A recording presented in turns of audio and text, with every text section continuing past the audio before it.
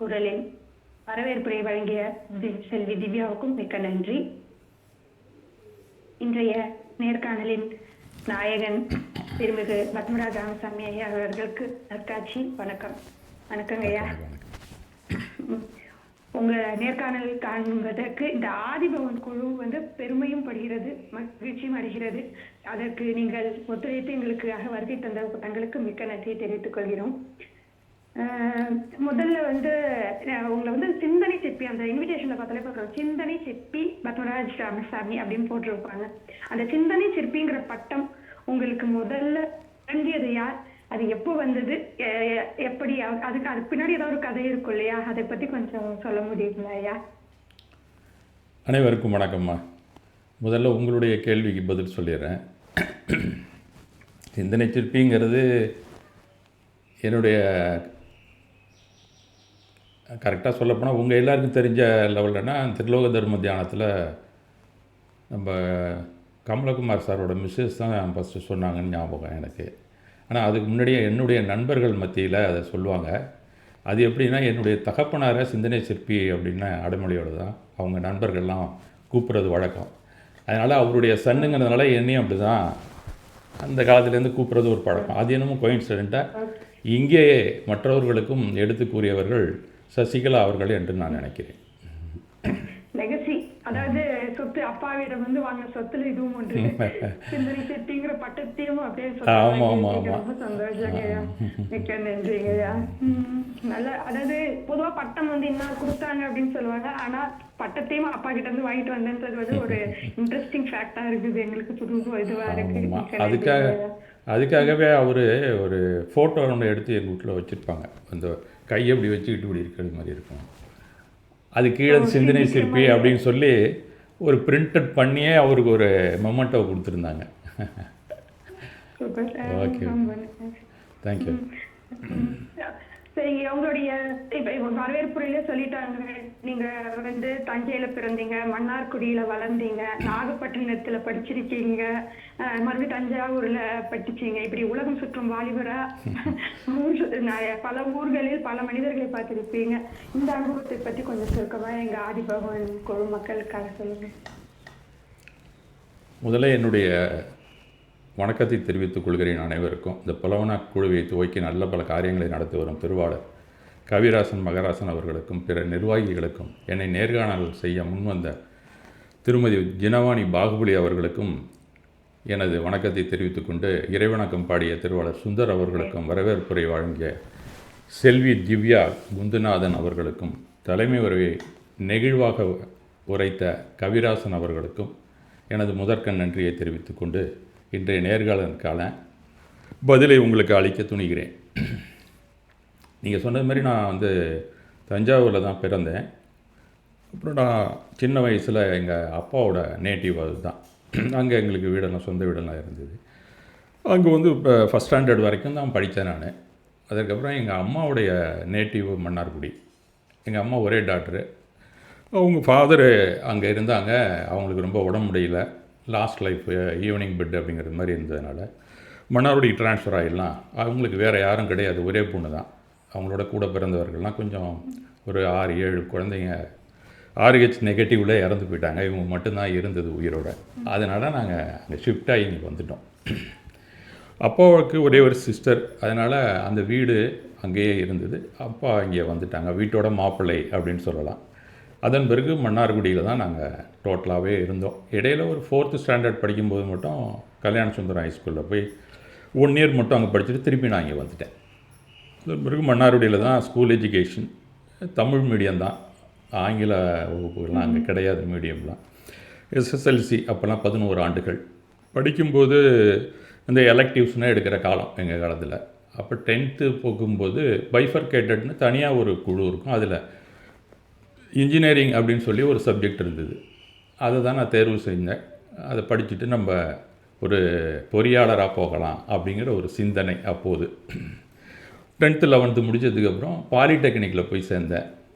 அங்கே போய் சேர்ந்தாக்கா அதுக்கு அப்படியே தொடர்ச்சியாக நம்ம பிஇக்கு போகலாம் அப்படிங்கிற ஒரு உள்ளுக்குள்ளே ஒரு விழைவு. ஆனாலும் அது என்னமோ அப்படியே திருப்பி அதோட டிஸ்கண்டினியூ பண்ணிட்டு வரக்கூடிய ஒரு சூழல் நாகப்பட்டினத்துலேருந்து திரும்பவும் இங்கே வந்து அப்பவே இன்ஜினியரிங் படிச்சா இன்ஜினியரிங் வேலையை தவிர மற்ற எல்லா வேலையும் பார்ப்பாங்கங்கிற மாதிரி நிலைமை தான் அப்போதுல இருந்தே இருந்திருக்கு. அதன் பிறகு நான் இங்கே வந்து அப்புறம் சயின்ஸ் தான், அது மேத்தமெட்டிக்ஸு கொடுத்தாங்க. நான் வந்து இங்கே வந்து ஜாயின் பண்ணும்போது எனக்கு ஃபிசிக்ஸு கெமிஸ்ட்ரி அந்த மாதிரி விஷயங்கள்லாம் இருக்கும். ஆனால் நான் அங்கே படிக்கிற காலத்தில் ட்ரெயினில் தான் போகணும். 2 புகை வண்டி மாறி செல்ல வேண்டும். அப்போல்லாம் புகை வண்டி தான் நாங்கள் போன காலத்துலலாம். அப்போ நாங்கள் இடையில வந்து ஒரு ஸ்டேஷனில் மாறி போகும்போது அங்கே ஒரு 15 மினிட்ஸ் உட்காந்துருப்போம். அதனால் நாங்கள் எல்லாருமே ஒரு டீமாக எப்பயுமே இருப்போம். இதில் என்னென்னா வாரத்துக்கு 2 நாள் ஒரு தமிழ் ப்ரொஃபஸர் எங்களோட வருவார், மன்னார்குடியிலேருந்து. அவங்க பேரண்ட் அங்கே இருக்கிறதுனால செவ்வாயும் வெள்ளியும் ரெகுலராக வருவார். அவரு கூட நாங்கள் பயணிக்கும்போது பல தமிழ் இலக்கியங்கள் போக்குவரத்துலாம் சந்தேகங்கள்லாம் கேட்டுக்கொண்டே வருவோம். இந்த தன்னகரம் இதெல்லாம் அவர்கிட்ட கேட்டுக்கிட்டது தான்.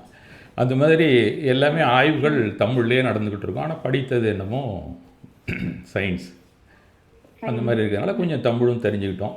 இடையிடையே என்னுடைய தகப்பனார் கருவூலத்தில் அரசாங்க கருவூலம் அப்படின்னு சொல்லக்கூடிய ட்ரெஷரியன்ஸ் அக்கௌண்ட்ஸில் தான் ஒர்க் பண்ணிக்கிட்டு இருந்தார். அதனால் எனக்கு அவங்க அந்த சம்மந்தப்பட்ட ஆட்களெல்லாம் ரொம்பவும் பழக்கமாக இருந்தாங்க. அவருக்கு ஒரு சின்ன வயசுலேருந்தே என்னென்னா தமிழ் ஆர்வம் அதிகம். அவர் தமிழ் அதிகமாக படிச்சிருக்காரு, இலக்கியங்கள் படிச்சிருக்காங்க. அதனால் இசை நாடகம் அந்த சைடில் கொஞ்சம் அதிகமாக ஈடுபாடு இருந்தது. அந்த அடிப்படையில் சென்னைக்கு போய் நம்ம வந்து சினிமாவில் சேரணும் அப்படிங்கிற ஒரு ஆசை வந்தது அவருக்கு. அப்போ போகும்போது அண்ணாவுடைய நாடக குழுவிலே ஒரு பார்ட் எடுத்துகிட்டு நடிச்சிட்டு இருந்தார் கொஞ்ச நாள். அப்போ அவருடைய நண்பராக திரு தட்சிணாமூர்த்தி அப்படின்னு சொன்னால் அவங்களுக்கு யாருன்னு தெரியாது. மூகா அவர்களின் இயற்பெயர் தட்சிணாமூர்த்தி. 2 பேரும் நண்பர்களாக அங்கே இருந்தாங்க. திரும்பி வேலையை ரிசைன் பண்ணிட்டு வந்துடலான்னு நினைக்கிற நேரத்தில் சரி வேணான்னு திருப்பி மன்னார்குடிக்கு வந்துட்டாங்க. அதுலேருந்து இந்த நாடகம் மேலே ஒரு ஆர்வம். அதனால் அடிக்கடி நாடகங்கள் போட்டு கொண்டு இருப்பது அவருடைய எக்ஸ்ட்ரா கரிக்குலர் ஆக்டிவிட்டீஸாக இருந்து கொண்டு இருந்தது. அப்போ நாங்களும் அதில் நடிப்போம். எங்கள் தெருவில் இருக்கிற பிள்ளைங்களாமும் நடிப்பாங்க.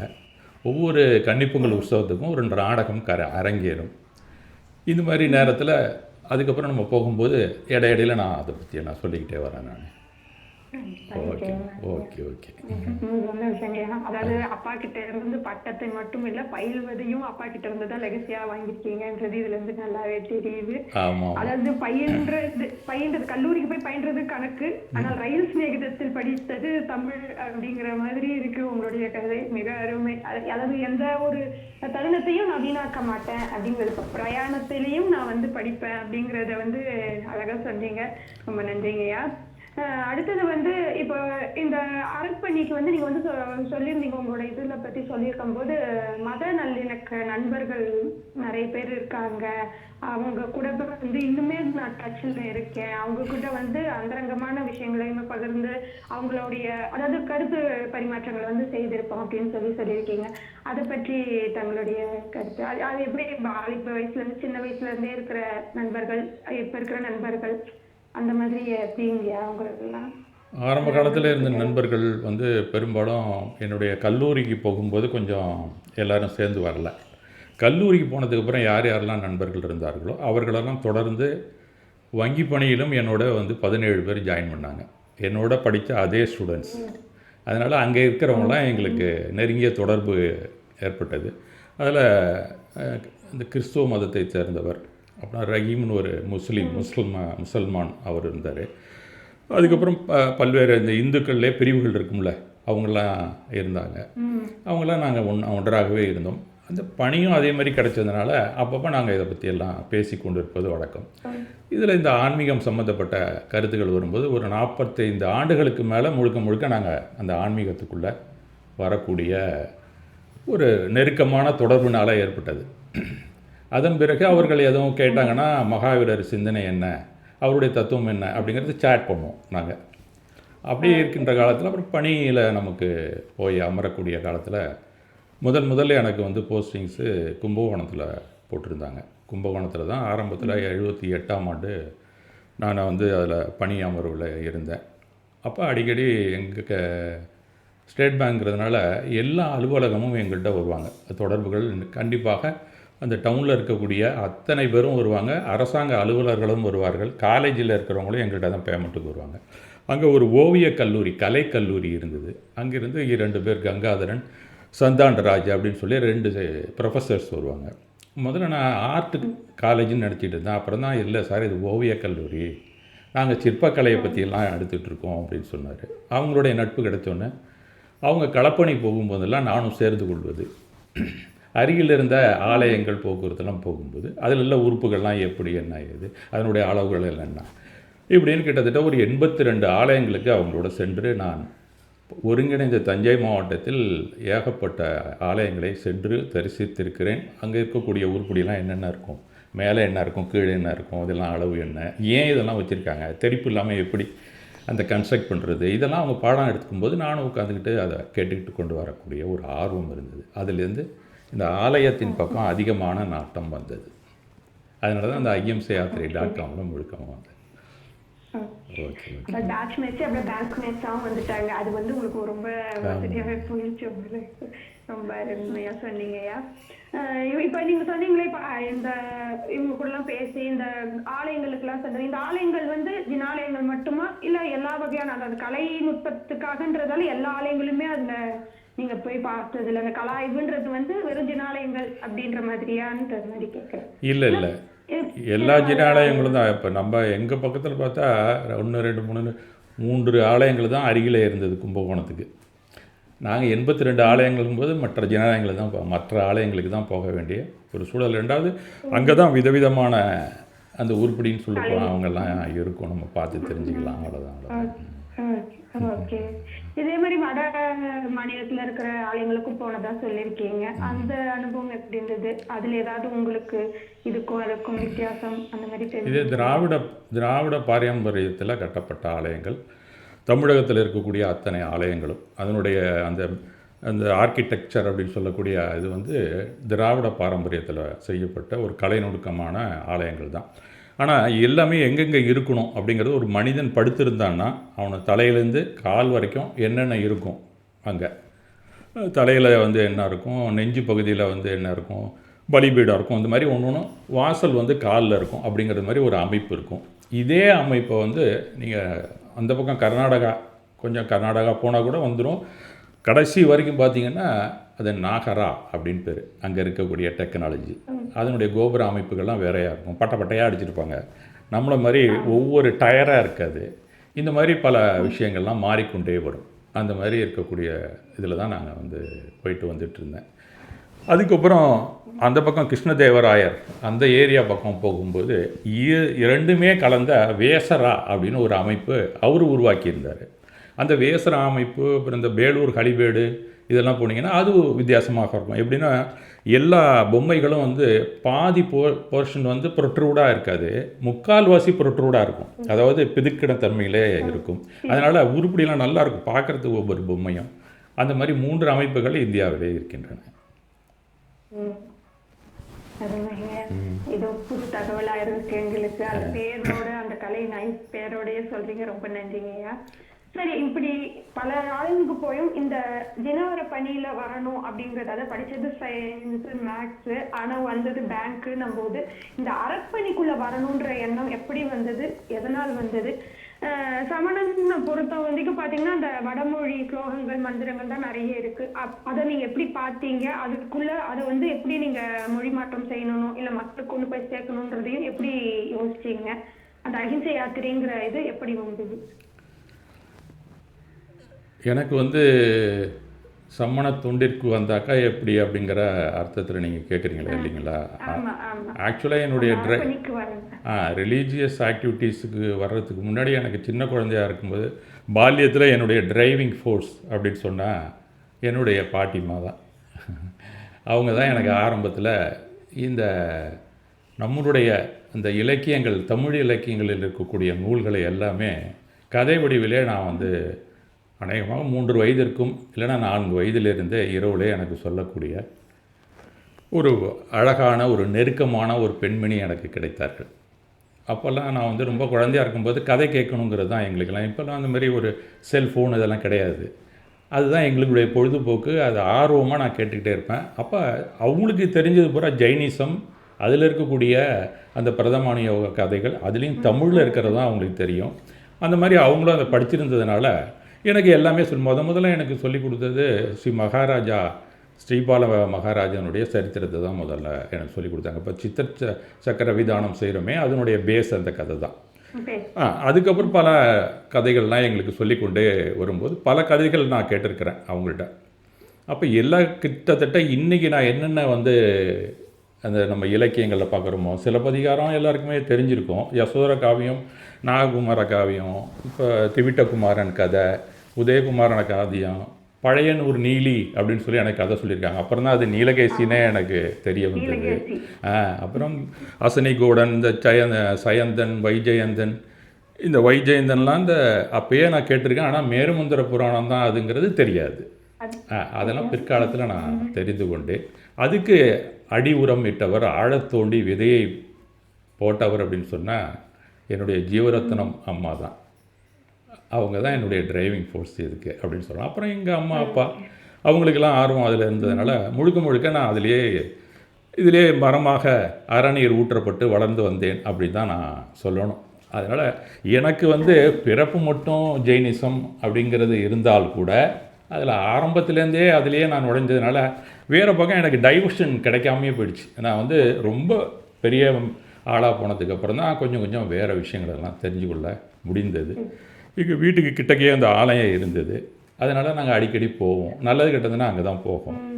ஏதாவது உடம்பு சரியில்லைன்னா கூட எங்கள் அம்மா முதல்ல டாக்டர் வீட்டுக்கு அழைச்சிட்டு போக மாட்டாங்க. அவங்க போய் முதல்ல சாமியை கும்பிட்டுட்டு ஜுவாலாமாலினிகிட்ட போய் பர்மிஷன் வாங்கிட்டு வந்து தான் என்னை அழைச்சிட்டே போவாங்க. அந்த மாதிரி ஒரு குடும்பம் நாங்கள். ஆமாம். அதனால் எனக்கு முழுக்க ஆலயம் அப்படின்னு சொன்னால், ஓஹோ இதுதான் ஒரு நம்பிக்கையான இடம் அப்படிங்கிறத விதைத்து விட்டவர்கள் என்னோடய குடும்ப பெரியோர்கள் தான் அப்படின்னு நான் சொல்லணும். அதுலேருந்து தான் கொஞ்சமாக எனக்கு அது மேலே ஒரு ஆர்வம் வந்தது. ஒரு பள்ளி கல்லூரி நாட்கள்லேயும் ஆசிரியர்கள் சக ஊழியர்களெல்லாம் நான் ஒரு ஜெயின் அந்த மாதிரி சமணனாக இருக்கிறதுனால ஒரு தனி மரியாதை எனக்கு கொடுப்பாங்க. ஏன்னா நான் வந்து புலால் சாப்பிட மாட்டேன். முதல்ல வெஜிடேரியன் அப்படிங்கிறதுனால ஒரு தனி அந்த, ஏன்னா அது ஒரு விரதமாக அவர்களெல்லாம் வைத்து கொண்டிருந்ததுனால எனக்கு ஒரு மதிப்பு தனியாக கொடுப்பாங்க எதுவாக இருந்தாலும். ரெண்டாவது இந்த ஆனந்த நம்ம சொல்கிறோமே இந்த அணுவிரதங்கள் அதெல்லாம் அதெல்லாம் நம்மள்கிட்ட இருக்குது அப்படிங்கிற ஒரு அபிப்பிராயம் அவங்கள்ட்ட இருந்தாங்கன்னா நான் போய் சொல்ல மாட்டேன், எந்த பொருளையும் கேட்காம எடுக்க மாட்டேன் அப்படிங்கிறதெல்லாம் அவங்களுக்கு இருக்கிறதுனால ஒரு மரியாதை என்னிடம் இருக்கும் எப்பவுமே. அது கூட எனக்கு ஒரு பெருமையாக தான் இருந்தது அந்த நேரத்தில். அதை விட்டு கொடுக்கக்கூடாது கடைசி வரைக்கும் அப்படின்னு நான் அந்த வயசுலேயே அதுக்குள்ளேயே திளைக்க ஆரம்பித்தேன். அது எனக்கு ரொம்ப பிடிச்சிருந்ததுனால கடைசி வரைக்கும் இன்றைக்கும் நான் அதிலே தான் இருந்துகிட்டு இருக்கேன். இந்த அகிம்சை யாத்திரை அப்படிங்கிற வெப்சைட் அந்த இதுக்காக, அதாவது இதுல மந்திரங்கள் ஸ்லோகங்கள் அதை நான் கேள்விப்பட்ட வரைக்கும் மக்கள் இதை எப்படி பாக்குறாங்க அப்படின்னா, நம்ம எங்கேயோ திடீர்னு போற இடத்துல ஒரு கோயிலுக்கு போறோம், படிக்கிறதுக்கு மந்திரம் கையில புக் எடுத்துட்டு போகல, நூல் எடுத்துட்டு போகல அப்படின்னா அகிம்சை யாத்திரை இதை பார்த்து படிக்கலாம் அப்படிங்கிற அளவுக்கு அத்தனை நித்திய பூஜைக்கான மந்திரங்களாகட்டும் ஸ்லோகங்களாகட்டும் அதில் பதிவேற்றம் பண்ணியிருக்கீங்க. இந்த ஐடியா எப்படி உங்களுக்கு வந்துச்சு? இந்த மந்திரத்தை இதில் ஏற்றணும், இப்படி ஒரு வெப்சைட் ஓப்பன் பண்ணணும், இதை வந்து மந்திரங்கள் ஸ்லோகங்களை ஏற்றணும் அப்படிங்கிற எப்படி உங்களுக்கு வந்தது? இதுக்கு நீங்க நூல்களை தேடி, இந்த மந்திரங்களுக்கெல்லாம் நூல்கள்லாம் தேடி போனீங்களா? இல்ல நீங்க சொல்றபடி பார்த்தா உங்ககிட்ட இருந்திருக்கும் பாட்டி அப்பா அப்படின்னும் போது வச்சிருப்பீங்க, இல்லாத போது நீங்க வேற யாரையாவது நாடி இருந்தீங்களா நூல்களுக்காக? அந்த பற்றி சொல்லுங்க. இது வந்து ஒரு அருமையான கேள்வி தான் என்னை பொறுத்த வரைக்கும். ஏன்னா அது ஒரு அகிம்சை யாத்திரைங்கிறது என்னுடைய லைஃப் டைம் அச்சீவ்மெண்ட் அப்படின்னு சொல்லலாம், என்னுடைய வாழ்நாள் சாதனை தான் அது. அதை பற்றி ஒரு நல்ல வினாவை கேட்டிருக்கு. அதனால் பதிலுக்கு கொஞ்சம் கூடுதலான அவகாசம் எனக்கு தேவைப்படலாம். ஏன்னா சமயத்தில் எனக்கு வந்து இன்ட்ரெஸ்டிங்கான சப்ஜெக்ட் கொடுத்துட்டிங்கன்னா நான் மட்டும் பேசிகிட்டே இருப்பேன். வயசு வேறு 70 ஆகிடுச்சு. அதனால் எவ்வளோ நேரம் பேசுகிறது நீங்கள் சொன்னால் தான் நான் என்னால் நிறுத்த முடியும் சில நேரத்தில். அதனால் அப்படிங்களா? சரி இருக்கட்டும். சரியாக சொல்லணும்னா, அரண் ஈனும் இன்பமும் ஈனும் திறனறிந்து தீதின்றி வந்த பொருள் அப்படின்னு ஒரு குறள் இருக்கும். அது எல்லாருமே நீங்கள் கேட்டிருக்கலாம். சேர்க்கும் திறனறிந்து தீமை ஒன்றும் இல்லாமல் சேர்க்கப்பட்டு வந்த பொருள் ஒவ்வொருவனும் அறத்தையும் கொடுக்கும் இன்பத்தையும் கொடுக்கும் அப்படின்னு சொல்லுவாங்க. அந்த அடிப்படையில் எனக்கு இந்த அகிம்சை யாத்திரை .com அந்த இலக்கணத்தின் அடிப்படையில் அமைந்தது மிக மிக மகிழ்ச்சியான ஒரு செய்தி தான் என்னை பொறுத்த வரைக்கும் என் வாழ்வில். அது எனக்கு ரொம்ப பிடிச்சிருந்ததுன்னு வச்சிங்களேன். அதனால் தொடர்ந்து செய்ய ஆரம்பித்தேன். எனக்கு ஆரம்பத்திலே என்னுடைய மேரேஜுக்கு முன்னாடியும் எனக்கு கோயில் திருவிழா ஆலயங்கள் அதில் ஒரு ஆர்வம். நான் படிக்கணும்னா கூட நிசப்தமாக இருக்கும் மன்னாருடைய ஆலயத்துக்கு பூஜை முடிஞ்சிடுச்சுன்னா ஒருத்தனுமே இருக்க மாட்டாங்க. நான் அங்கே தான் போய் படிப்பேன். இரவு நேரம்னா அங்கே தான் லைட் இருக்கும். நான் எஸ்எல்சி படிக்கிற வரைக்கும் எங்கள் வீட்டில் நோ எலக்ட்ரிஃபிகேஷன். அதனால் இரவு நேரத்துலேயும் அங்கே போய் படிப்பேன் நான். அதனால் எங்கள் ஊரில் இருக்கிற பிள்ளைங்க எல்லாருமே பெரும்பாலும் அங்கே வந்து படிப்போம் நாங்கள். அந்த மாதிரி அது ஒரு பள்ளியாகவே இருந்தது. ஆக்சுவலாக சொல்லப்போனால் எங்கள் ஊர் ஆலயம் சமண பள்ளி தான். அதில் நிறைய பேர் படிக்கிறதுங்கிற ஒரு காலகட்டம் எங்களுக்கு நிர்பந்தமாக இருந்தது. அதனால் அது ஒரு பள்ளியாகவே நாங்கள் வைத்திருந்தோம். அதனால் அதை மாதிரி கோயில்கள்லாம் எங்கெங்கே இருக்கோ அதிலெல்லாம் ஏதோ ஒரு விஷயம், அறிவு சார்ந்த விஷயங்கள் இருக்குது அப்படிங்கிற ஒரு நாட்டம் இருந்தது. அதை கொஞ்சம் கொஞ்சமாக வரும்போது நூல்கள் பல படிக்கும்போது நாம் நூலாக போட்டோம்னா பிற்காலத்தில் எப்படி போய் ரீச் ஆகும் அப்படின்னு ஒரு யோசனை இருந்தது. ஏன்னா நூல்கள் கொடுத்தா கொஞ்சம் தான் அப்படி படிப்பாங்க, பரட்டுவாங்க, அதுக்கப்புறம் தூக்கி போட்டுருவாங்க. இதை ஏன் டிஜிட்டைஸ் பண்ணக்கூடாது அப்படின்னு ஒரு யோசனை வந்தது. அப்புறம் நான் கல்லூரி படித்தபோது கொஞ்சம் கொஞ்சம் அப்படி அது சம்மந்தமான நூல்கள்லாம் நான் படிச்சுட்டு இருந்தேன். பிற்காலத்தில் அப்புறம் நான் அலுவலகத்துக்கு போனோன்னே கொஞ்ச நாளில் என்ன பண்ணாங்க, அது கொஞ்சம் கம்ப்யூட்டரைஸ் பண்ணணுங்கிற மாதிரி ஸ்டாண்ட் அலோன் பிசியெல்லாம் கொடுத்தாங்க. அதெல்லாம் எங்களுக்கு ஆப்ரேட் பண்ண தெரியல. அப்போ நாங்கள் படிக்கணும் அப்படின்னு சொல்லி நாங்கள்லாம் கேட்டோன்னா தொழிற்சங்கத்தில் கொஞ்சம் முக்கியஸ்தனாக இருந்ததுனால எல்லோரும் சார்பாக போய் மேலே இருக்கிற ரீஜன் ஆஃபீஸில் கேட்கும்போது, சரி நீங்கள் ஏதாவது ஒரு கோர்ஸ் நீனே அரேஞ்ச் பண்ணு, எல்லோரும் படிக்கலாம். அப்போனா அப்டெக்கு, நிட்டு அது மாதிரிலாம் நிறைய சொல்லிக் கொடுக்கக்கூடிய நிறுவனங்கள். எங்களுக்கு அருகில் பார்த்திங்கன்னா ஆர்இசின்னு சொல்லிட்டு ரீஜனல் இன்ஜினியரிங் காலேஜ் இருந்தது. அதில் அந்த கம்ப்யூட்டர் செக்ஷனில் போய் பேசணும். அப்போ மகாலிங்கம்னு ஒருத்தர் இருந்தார். அவர் உங்களுக்கு என்னென்ன மாதிரி வேணும்னு சொல்லுங்கள், அந்த மாதிரி நாங்கள் என்னென்ன மாதிரி எங்களுக்கு கணிதம் வேணும், இது என்னென்ன வேணும். ஒரு டிஸ்க் ஆப்ரேட்டிங் சிஸ்டத்தில் அந்த காலத்தில் என்ன இருந்ததோ அதுக்கு ஒரு சிலபஸ் போட்டு எங்களுக்கெல்லாம் எவ்ரி சாட்டர்டே சண்டே அங்கே கிளாஸ் நடந்துகிட்டு இருந்தது.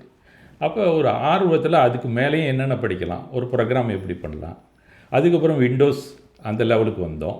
அப்போ வெப்சைட்லாம் எப்படி பண்ணுறதுங்கிறது அங்கே போய் தான் கொஞ்சம் நான் தெரிந்து கொண்டேன் அந்த கம்ப்யூட்டரில். இதற்கிடையே என்னுடைய பசங்களும் அப்படியே +1 +2 வந்துட்டாங்க. அவங்களோட நூல்கள் படிக்கும்போது என் டாட்டரை எம்சிஏ சேர்த்துருந்தேன். அவங்க கம்ப்யூட்டர் ஆர்கிடெக்சர், போக்குவரத்து, கோடிங் எழுதுறது, C++ இதெல்லாம் வந்ததுனால எனக்கு அந்த பக்கமும் படிக்கக்கூடிய ஒரு வாய்ப்பு கிடைச்சதுனால இதில் கொஞ்சம் கொஞ்சமாக இந்த பக்கமும் வரக்கூடிய ஒரு ஆர்வம் வந்தது. இது ரெண்டையும் சேர்த்து கொடுத்தது தான் ahimsayathrai.com. அதனால் அதில் என்னால் ஈஸியாக இருந்தது. இதற்கிடையில் அவங்க 2 பேருமே வெளிநாட்டில் இருந்தாங்க. 2 பேருமே. நானும் என்னுடைய மிஸ்ஸஸ் 2 பேர் இருந்தோம். எங்கள் அம்மா எப்போ பார்த்தாலும் எல்லா கோயிலுக்கும் போகணும், தமிழ்நாட்டில் இருக்கிற கோயிலுக்காவது என்னை அழைச்சிட்டு போவாங்க. அவங்க சிகர்ஜிலாம் போயிட்டு வந்தாங்க. இருந்தாலும் இங்கே இருக்கிறது எல்லா கோயிலுக்கும் போகணும் அப்படின்னு சொல்லிட்டு இருப்பாங்க. ஆனால் அது எனக்கு உடனடியாக சாத்தியப்படலை. அது ஓரளவு சாத்தியப்படுற நேரத்தில் எனக்கு உள்ள கடமைகள்லாம் நான் முடிக்கும்போது அவங்க என்னை விட்டு அகன்று விட்டார்கள். அதனால் அவங்கள அழைச்சிட்டு போக முடியல. என் மிஸ்ஸஸ்ஸு சொல்லிகிட்டே இருப்பாங்க, அவங்கள தான் விட்டுட்டு போயிட்டீங்க, என்னையாவது அழைச்சிட்டு போங்க அப்படின்னு ஒரு டிமாண்ட் இருந்துகிட்டே இருந்தது. சரி, ரிட்டையர்மெண்ட்டு சமயத்தில் போகலாம் அப்படின்னு நான் துணியும் போது எனக்கு ஒரு கார், அதுக்கு வேண்டிய அந்த கேமரா, நிக்கான் கேமரா, அதுக்கு வேண்டிய என்ன ஆக்சசரிஸு இதெல்லாம் எனக்கு கொடுத்து எப்படி போகணும், போக்குவரத்தெல்லாம் தெரிஞ்சுக்கணும் அப்படிங்கிற ஒரு நாட்டம் இதெல்லாம் என்னுடைய சன் அண்டு சன்-இன்-லா 2 பேரும் வாங்கி கொடுத்தாங்க. இதெல்லாம் எனக்கு நாங்கள் அங்கே போகும்போது பாயிண்ட் வந்தோம், வெளிநாட்டுக்கு போயிட்டு வரும்போது அதை யூஸ் பண்ணி தான் ஒவ்வொரு இடத்துக்கும் நாங்கள் காரில் போனோம். i10 ஒரு காரு வாங்கியிருந்தோம். இன்னும் அதுதான் என்கிட்ட இருக்குது.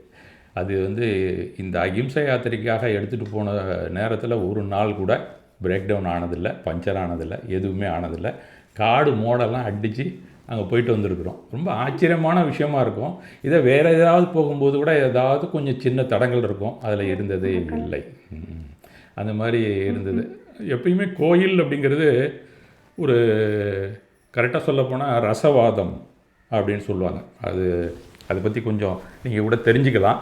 அது வேணால் நான் சொல்கிறேனே. ரசவாதம்ங்கிறது உலோகங்களை நாம் அந்த ஒரு மெத்தடில் நம்ம பண்ணோம்னா அது தங்கமாக மாறும் அப்படின்னு சொல்லி பழைய காலத்திலே அது ஆயுர்வேதிகத்துலேயும் இருக்கிறது. நாட்டுப்புறத்தில் எல்லாருமே தெரிஞ்சு வச்சுருந்தாங்க ஒரு காலத்தில். அது பாரதத்தினில் நீங்கள் எடுத்துட்டிங்கன்னா ரசவாதம் எப்படி சொன்னால் கோயில்களில் தான் இருக்கிறது அப்படிங்கிற ஒரு நம்பிக்கை எல்லா காலத்துலேயுமே இருந்து வந்தது. கும்புஜம் பத்மாவதி கூட அந்த ரசவாதம் கொடுத்து தான் அங்கே ஒரு மடத்தையே உருவாக்கினதாக ஜனதத்தன் கதையிலே நீங்கள் படித்திருக்கலாம். ஒரு இரும்பு உலகத்தை கொண்டு போய் அந்த ஜனதத்தன் டிப் பண்ணுவான் அங்கே இருக்கிற குளத்தில், அது தங்கமாக மாறும். அதனால தான் அந்த கோயிலை ஒரு அற்புத சேத்திரமாக, அதிசய சேத்திரமாக அங்கே உருவானது. அதனால தான் அங்கே போனீங்கன்னா பத்மாவதி அம்மன் உங்களுக்கு ரசவாதமாக தான் இருக்குது அப்படிங்கிற ஒரு பாரம்பரியமான செய்தி அங்கே இருந்து கொண்டு இருக்கிறது. அந்த மாதிரி எல்லா கோயிலுமே அப்படி தான். மோசஸோட நீங்கள் கதையை எடுத்து படிச்சிங்கன்னா ஒரு புனிதமான இடத்துக்கு அவர் போகும்போது அங்கே மட்டும் ஒரு ஃபயரில் மாட்டிப்பான் அந்த காட்டில் அந்த மோசஸ். அப்போ அங்கே மட்டும் ஃபயரே வந்திருக்காது அந்த இடத்துல, கொஞ்சம் கூட அதனுடைய பொறிகள் கூட அங்கே இருக்காது. ஃபுல்லாகவே அங்கே நின்று ஃபயர் பூரா நின்னதுக்கப்புறம் வெளியில் வர்றான் மோசஸ். அதுலேருந்து ஏதோ ஒரு சக்தி இயங்கி கொண்டு இருக்கிறது, அந்த சக்தி களத்தை நாம் கண்டுபிடிக்க வேணும் உலகத்தில் இருக்கிறதெல்லாம் அப்படின்னு வெளியில் எல்லாருக்கும் அற்புதங்களை பற்றி பேச தான் 4 பெரிய மதங்களே உருவானது. மோசஸுக்கு இந்த அதிசயமான புனித இடத்துக்கு போனதுக்கு அப்புறம் தான் நமக்கு கிறிஸ்டியானிட்டி, முசல்மான், அதுக்கப்புறம் எடுத்துக்கிட்டிங்கன்னா ஜுடாயிசம், அதுக்கப்புறம் பாஹாய், இந்த மாதிரி ஒரு 5 ஒரு பெரிய ரிலீஜனே உருவாக்கியிருக்கிறது. காரணம் இந்த ஆலயம், அதனுடைய புனித ஸ்தலம் தான்.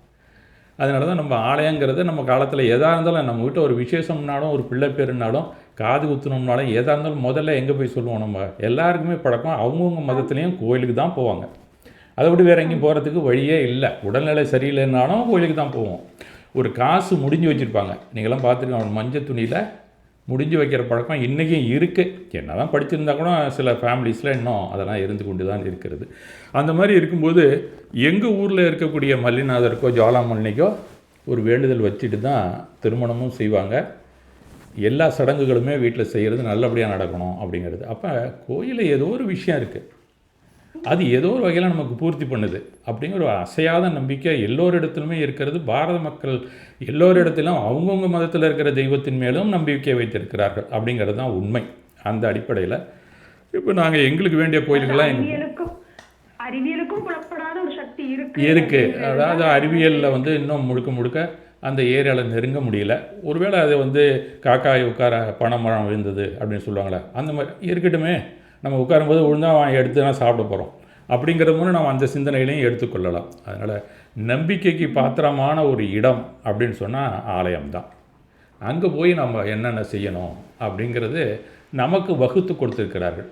இதுக்கு அடிப்படையில் பல ஞானியர்கள் என்ன கூறுகிறார்கள் அப்படின்னு சொன்னால், ஒரு கானகத்தில் ஒரு ஆசிரமம் வைத்து ஒரு முனிவர் இருக்கிறாரு அப்படின்னு சொன்னால் அவங்கள்ட்ட இருக்கிற சீடர்கள்லாம் நல்ல ஒழுக்கத்தோடு அவர் சொல்லிக் கொடுப்பாராம். திடீர்னு அவங்கெல்லாம் சரியாக செய்யலைன்னு சொன்னால் அந்த சீடர்களை அவர் தண்டிக்கவே மாட்டாராம். உட்காந்து நியர்பையில் இருக்கக்கூடிய ஒரு பாறையில் உட்காந்து 2-3 நாளைக்கு தியானம் பண்ணுவாராம் சாப்பிடாமே. இந்த சீடர்களே திருந்தி விடுவார்களாம். இந்த மாதிரி ஒரு ஆரம்ப காலத்தில் நம்ம பாரதத்தில் இருந்திருக்கு பல இடங்களிலும். இது அந்த மாதிரி ஒரு தியானம் பண்ணால் சூழ்நிலையில் இருக்கக்கூடிய அந்த மாசுபட்ட சூழ்நிலை கூட நல்லபடியாக மாறும், எல்லாருக்கும் புத்தி கூட சரியாக இருக்கும் அப்படிங்கிற ஒரு விஷயத்தை கண்டுபிடிச்சிருக்காங்க. அதையே நாம் விருப்பப்பட்ட இடத்துல அதை செய்யலாமே, ஒரு தியான களத்தை நம்ம உருவாக்கலாமே அப்படின்னு அவங்க சிந்தித்ததனுடைய ஒரு ஃபார்முலா தான் நம்மலாம் வைத்திருக்க அத்தனை ஆலயங்களும். அதனால் நம்ம ஆலயங்கள் அப்படிங்கிறது நாம் போனோம்னா நமக்கே தெரியாமல் மன தூய்மை நமக்கு ஏற்படும். அதனால தான் முதல் நம்ம உள்ளே போகும்போதே அந்த அடையாளம் தான் மன தூய்மை கண்போம் நம்ம பொறுத்த வரைக்கும். ஆமாம். அதுக்கப்புறம் பார்த்திங்கன்னா நமக்கு பலிபீடம் இல்லாத ஆலயமே கிடையாது. அங்கே உள்ளே போகும்போது நம்மளுடைய தீய எண்ணங்களை பலியிட்டு தான் உள்ளே செல்ல வேண்டும். இதுதான் முறை. இது தெரியலனா கூட கொஞ்ச நாள் கழித்து தானாகவே நமக்கு தெரிய வரும். யாருக்குமே சொல்லிக் கொடுக்கவே வேண்டியதில்லை இது. ஆனால் உங்கள் அனுபவத்தில் எப்படி வந்ததுன்னே உங்களுக்கு தெரியாது. இது பலரையும் சந்தித்து நான் பேசும்போது பேட்டி எடுக்கும்போது இந்த நேர்காணல் மாதிரி நான் நிறைய பேர்கிட்ட கேட்டிருக்கேன். இப்போ நீங்கள் என்ன நேர்காணல் எடுக்கிறது மாதிரியே ஆலயத்தை பற்றி நான் போகும்போதெல்லாம் அந்த ஊருக்காரங்களுக்கு ஏன் இது வச்சுருக்கு, இதனால உனக்கு என்ன பயன், ஏன் நீ மூலஸ்தானத்தில் போய் சாமி கும்பிட்ற, ஏன் இந்த மந்திரம் சொல்கிற அப்படின்னு நான் கேட்பேன். அவங்க ஒவ்வொருத்தரும் கொடுத்துருக்கிறது ரிசல்ட் என்னன்னு கேட்டிங்கன்னா, எனக்கு ஏதோ ஒரு மாற்றம் நடக்கிறது, ஆனால் அது எல்லாமே எனக்கு நல்லதாகத்தான் நடக்கிறது. இதுதான் அவங்க எல்லாருடைய எக்ஸ்போஷரும். அதனால தான் இந்த ஆலயம் பற்றி தெரிஞ்சுக்கணும், இதை நம்ம மற்றவங்களுக்கும் சொல்லணுங்கும்போது அதை டிஜிட்டைஸ் பண்ணி ahimsayadhare.comல நான் அப்லோட் பண்ண ஆரம்பித்தேன். இது மாதிரி நிறையா சொல்லிகிட்டே போகலாம் நம்மளுடைய நேரத்தை. நீங்கள் அடுத்த கேள்விக்கு போகலாம். இந்த சமண நூல்கள் பதிவேற்றத்தை பற்றி கேட்டோம் இல்லையா, அந்த நூல்களுக்கு நீங்கள் தேடி யார்கிட்டயாவது போனீங்களா, இல்லை உங்ககிட்ட இருக்கிற நூல்களை வச்சே இது பண்ணீங்களா அப்படின்னு கேட்டேன். இந்த இலக்கியங்கள்லாம் கல்லூரியில் நான் படிச்சுட்டு இருந்ததுனால அதுக்கு காரணம் அந்த பாட்டியம்மா சொன்ன கதைகள் அப்படின்னு தான் சொல்லிட்டு இருந்தேன்.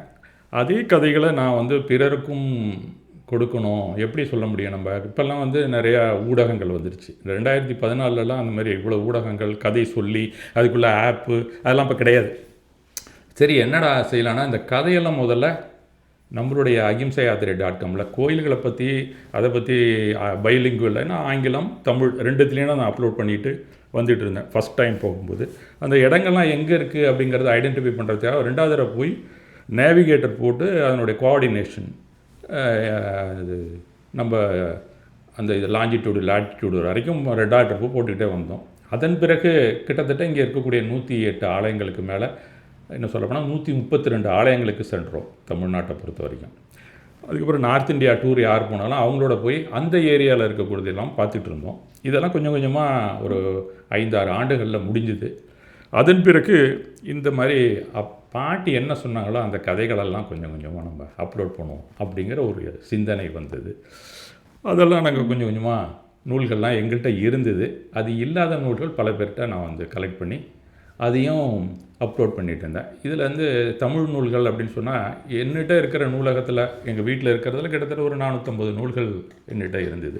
அது இல்லாமல் வேறு எதுவும் வேணும்னா தஞ்சையில் அப்பாண்டைராஜ் அப்படின்னு சொல்லி எங்களுக்கும் ரொம்ப உறவினர். எனக்கு வந்து மாமா தான். நாங்கள் 2 பேருமே ரொம்ப க்ளோஸ் ரிலேஷன் தான், நானே என்னுடைய துணைவியாரும். அவங்களுக்கு தாய் மாமன் தான் அவர். அவங்க வீட்டில் எல்லா நூல்களும் இருக்கும். அதனால் நாங்கள் அங்கே போனோன்னா எந்த நூல் வேணாலும் எடுத்துகிட்டு வருவேன். அதை வீட்டில் வச்சுக்கிட்டு அந்த நூல்கள்லேருந்து இருக்கக்கூடிய அந்த கதைகளெல்லாம் நானே சுருக்கியும் இயக்கிறது உண்டு. அப்போ இந்த சமண இயக்கம் அப்படின்னு சொல்லி இந்த வாட்ஸ்அப் இயக்கம் ஒன்று புதுசாக, அதில் நான் 1வது ஆர்கனைசர் தான். அது ஆரம்ப காலத்தில் அதில் இந்த கோயில்களுக்கு போனதெல்லாம் ஷேர் பண்ணிவிட்டு இந்த நூல்களையும் ரெகுலராகவே போட்டுக்கிட்டே வந்தேன். அதில் எல்லோரும் படிச்சுட்டு இருந்தாங்க. அதை அப்படியே சைமல்டேனியஸாக இதில் நான் வந்து ஏற்றிக்கு வந்தேன். இதில் வேறு யாராவது நூல்கள் ஷேர் பண்ணாங்கன்னா அவங்கள்ட்டையும் பர்மிஷன் வாங்கிக்கிட்டு அதையும் என்னுடைய பிளாக்லேயே ஏற்றிட்டு வந்து மேலே வந்து அதில் இன்னாருடைய வாட்ஸ்அப்பில் வந்து ஷேரிங் அப்படிங்கிறதையும் நான் வந்து தெரியப்படுத்திக்கிட்டே வந்தேன். அதில் முட்டத்துக்கூர் ஐயாருடைய அவருடைய நூல்கள் கூட அதில் பரிவேற்றம் செய்யப்பட்டு இருக்கிறது. அதுவும் புதுசாக இருக்கிறதெல்லாம் கூட அனுப்பிட்டு தான் இருக்கார். நேற்று கூட அனுப்பியிருக்காரு. அதில் அப்லோட் பண்ணணும். அந்த மாதிரி எல்லோருடைய ஒருங்கிணைத்த ஒரு ஒத்துழைப்பில் தான் அத்தனையும் என்னால் சேர முடியுது. மந்திரங்கள் அப்படின்னு சொல்லி எடுத்துட்டால் ஆரம்ப காலத்தில் நான் கோயில் போகும்போது 2 வாத்தியாருங்க தான் மந்திரங்கள்லாம் சொல்லுவாங்க. எங்குள்ள 2 முறை வாத்தியார் அவங்களாம் மந்திரம் சொல்லுவாங்க. எனக்கு ரொம்ப அந்த மந்திரம் என்னங்கிறது ஆரம்பத்தில் தெரியாது. எங்களுக்கு பொழுதுபோக்க கோயில் தானே, பூஜை நடக்குதுன்னா அந்த குழந்தையாக இருக்கும்போது ஒரு ஆர்வமாக ஏதோ ஒன்று கேட்குறோம்ல, அது காதில் விழுந்துகிட்டே இருக்கும். அதனால் மந்திரம் சொல்லும்போது அவர் ஸ்டான்ஸாக சொன்னால் அடுத்த ஸ்டான்ஸாக எனக்காகவே தானாகவே வரும். ஏன்னா மந்திரம்லாம் தனியாக படிக்கலை, அவங்க சொல்கிறத கேட்டு கேட்டு பழக்கத்துக்கு வந்துடுச்சு. அப்போ அந்த மந்திரத்தையும் நம்ம ஏற்றணுமே அப்படிங்கிற ஒரு சிந்தனை வந்தது. எங்கள் அம்மா வீட்டில் கொஞ்சம் எழுதி வச்சுருந்தாங்க. என் துணைவியார் வந்து ரொம்ப ரொம்ப ஆர்வம் மந்திரம் சொல்கிறதில், அவங்க ஃபேமிலிஸ்லேயும் இன்ட்ரெஸ்டட் இருந்தது. அது மட்டும் இல்லாமல் இந்த விதானங்கள் போக்குவரத்துலாம் அங்கே செய்கிறதுக்கு ஒரு சரியான அந்த சொல்லிக் கொடுக்கக்கூடிய அளவில் ஆட்கள், இந்த வாத்தியாருங்கள்லாம் ரொம்ப அவ்வளோ இன்ட்ரெஸ்ட் இல்லை. இவங்க அதெல்லாம் செய்யணும், வேறு இடத்துலலாம் இருக்குது அப்படின்னு சொல்லி நினைக்கிற காலத்தில் யார் யாரெல்லாம் விதானங்கள்லாம் சொல்லிக் கொடுப்பாங்க அப்படின்னு நாங்கள் சுற்றுற காலத்தில் ஜம்புகுமார் சார் கிடச்சார் எங்களுக்கு, புலவர் ஐயா. அவர்கிட்ட போனோம். அவர் வந்து நான் வந்து நூலாகவே போட்டிருக்கேன் அப்படின்னு சொல்லி ஒரு விதான மஞ்சரி அப்படின்னு சொல்லி ஒரு நூல் கொடுத்தாரு. அதில் இருக்கிறதெல்லாம் கொஞ்சம் கொஞ்சமாக நாங்கள் அப்லோட் பண்ணிட்டு வந்தோம். இது மாதிரி தான் ஒவ்வொரு மந்திரங்களும் நாங்கள் அங்கங்கே கலெக்ஷன்லேயே என்னுடைய துணைவியார் கொடுத்ததையும் தான் நாங்கள் அதில் ஏற்றி வச்சுருக்கோம். இதில் என்னென்னா நாங்கள் எந்த ஊருக்கு போனாலும் எந்த கோயிலுக்கு போனாலும் அந்த மூலவருக்கான பூஜை செய்யவோ எல்லாருக்குமே எங்களுக்கும் வசதியாக இருக்கிறது. இதுக்கிடையில் சிங்கப்பூர்லேருந்தே ஒருத்தர் நாளே என்னை காண்டாக்ட் பண்ணார், ஒரு தமிழ் ஜெயின். அவர் சொன்னார், நீங்கள் மந்திரம்லாம் ஏற்றிருக்கீங்க, எங்களுக்கு ஆவணி ஆவட்டம் சம்மந்தமாக ஏதாவது ஒரு மந்திரங்கள்லாம் கொடுங்க சார் அப்படின்னா, சரின்னு உடனே அது சம்மந்தமாக உள்ளதெல்லாம் கலெக்ட் பண்ணி சிம்மச்சந்திர சாஸ்திரியாரை போய் பார்த்து அவர் ஒரு நூல் கொடுத்தாரு. அதுக்கப்புறம் ராஜேஷ் இருக்காப்லையே அவங்க பெரியப்பா ஒரு பலதேவ சாஸ்திரியார், அவங்க நூல்கள்லாம் வாங்கி அதெல்லாமும் 2ஐயும் கம்பைல் பண்ணி அதையும் அதில் அப்லோட் பண்ணியிருந்தோம். அதில் ஆரம்பத்துலேருந்து என்னென்ன இருக்கோ அதை தொடர்ச்சியாக அதில் எழுதியிருந்தோம். அவங்களுக்கும் ஈஸியாக இருந்தால் நாங்களே இப்போ போட்டுக்கிறோம் சார் அப்படின்னாங்க. என்னுடைய சன்னும் எல்லாருமே அதை படித்து தான் அவங்களும் போட்டுக்க ஆரம்பித்தாங்க வெளிநாட்டில். இப்போ லாஸ்ட் இயரே நாங்கள் இங்கே வீட்டில் உட்காந்து அதுக்குள்ளே மந்திர புஷ்பம்லாம் படித்து சங்கல்பம்லாம் செஞ்சு பூணூல் இப்போ அதுதான் போட்டுட்ருக்கேன் நான்.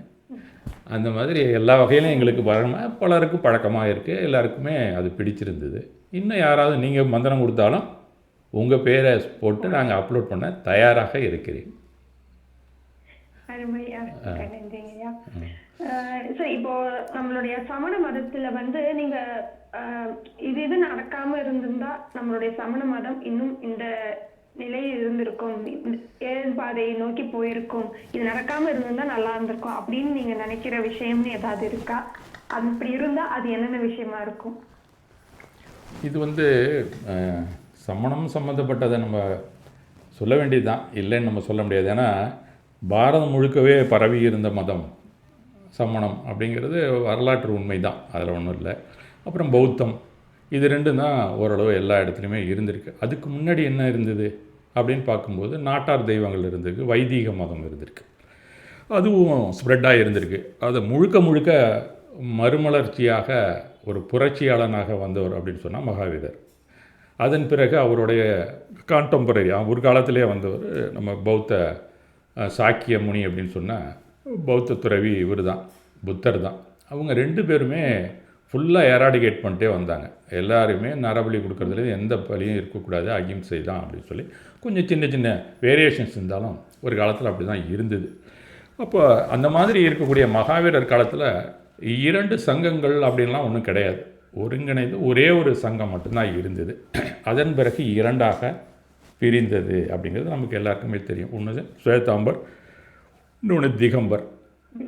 அந்த மாதிரி ஒரு ரைவலாக 2 பேருமே பிரிஞ்சது காலத்திலேருந்தே வளர்ச்சி குறைய ஆரம்பித்தது. அதுதான் முதல் காலகட்டம் நமக்கு. அதுக்கு முன்னாடி வரைக்கும் இந்த மாதிரி இல்லை. அதில் ஏன் அவங்க பிரிஞ்சாங்க அப்படிங்கிறதுக்கு ஒரு காரணத்தை 2 பேருமே சொல்கிறாங்க. அது பொதுவான காரணம் என்னென்னா, மகாவீரர் இருக்கும்போது அவர் நிர்வாணமாக தான் இருந்தார். அந்த நடைமுறையை தான் பிரத்யேகமாக அவர் வைத்திருந்தார்.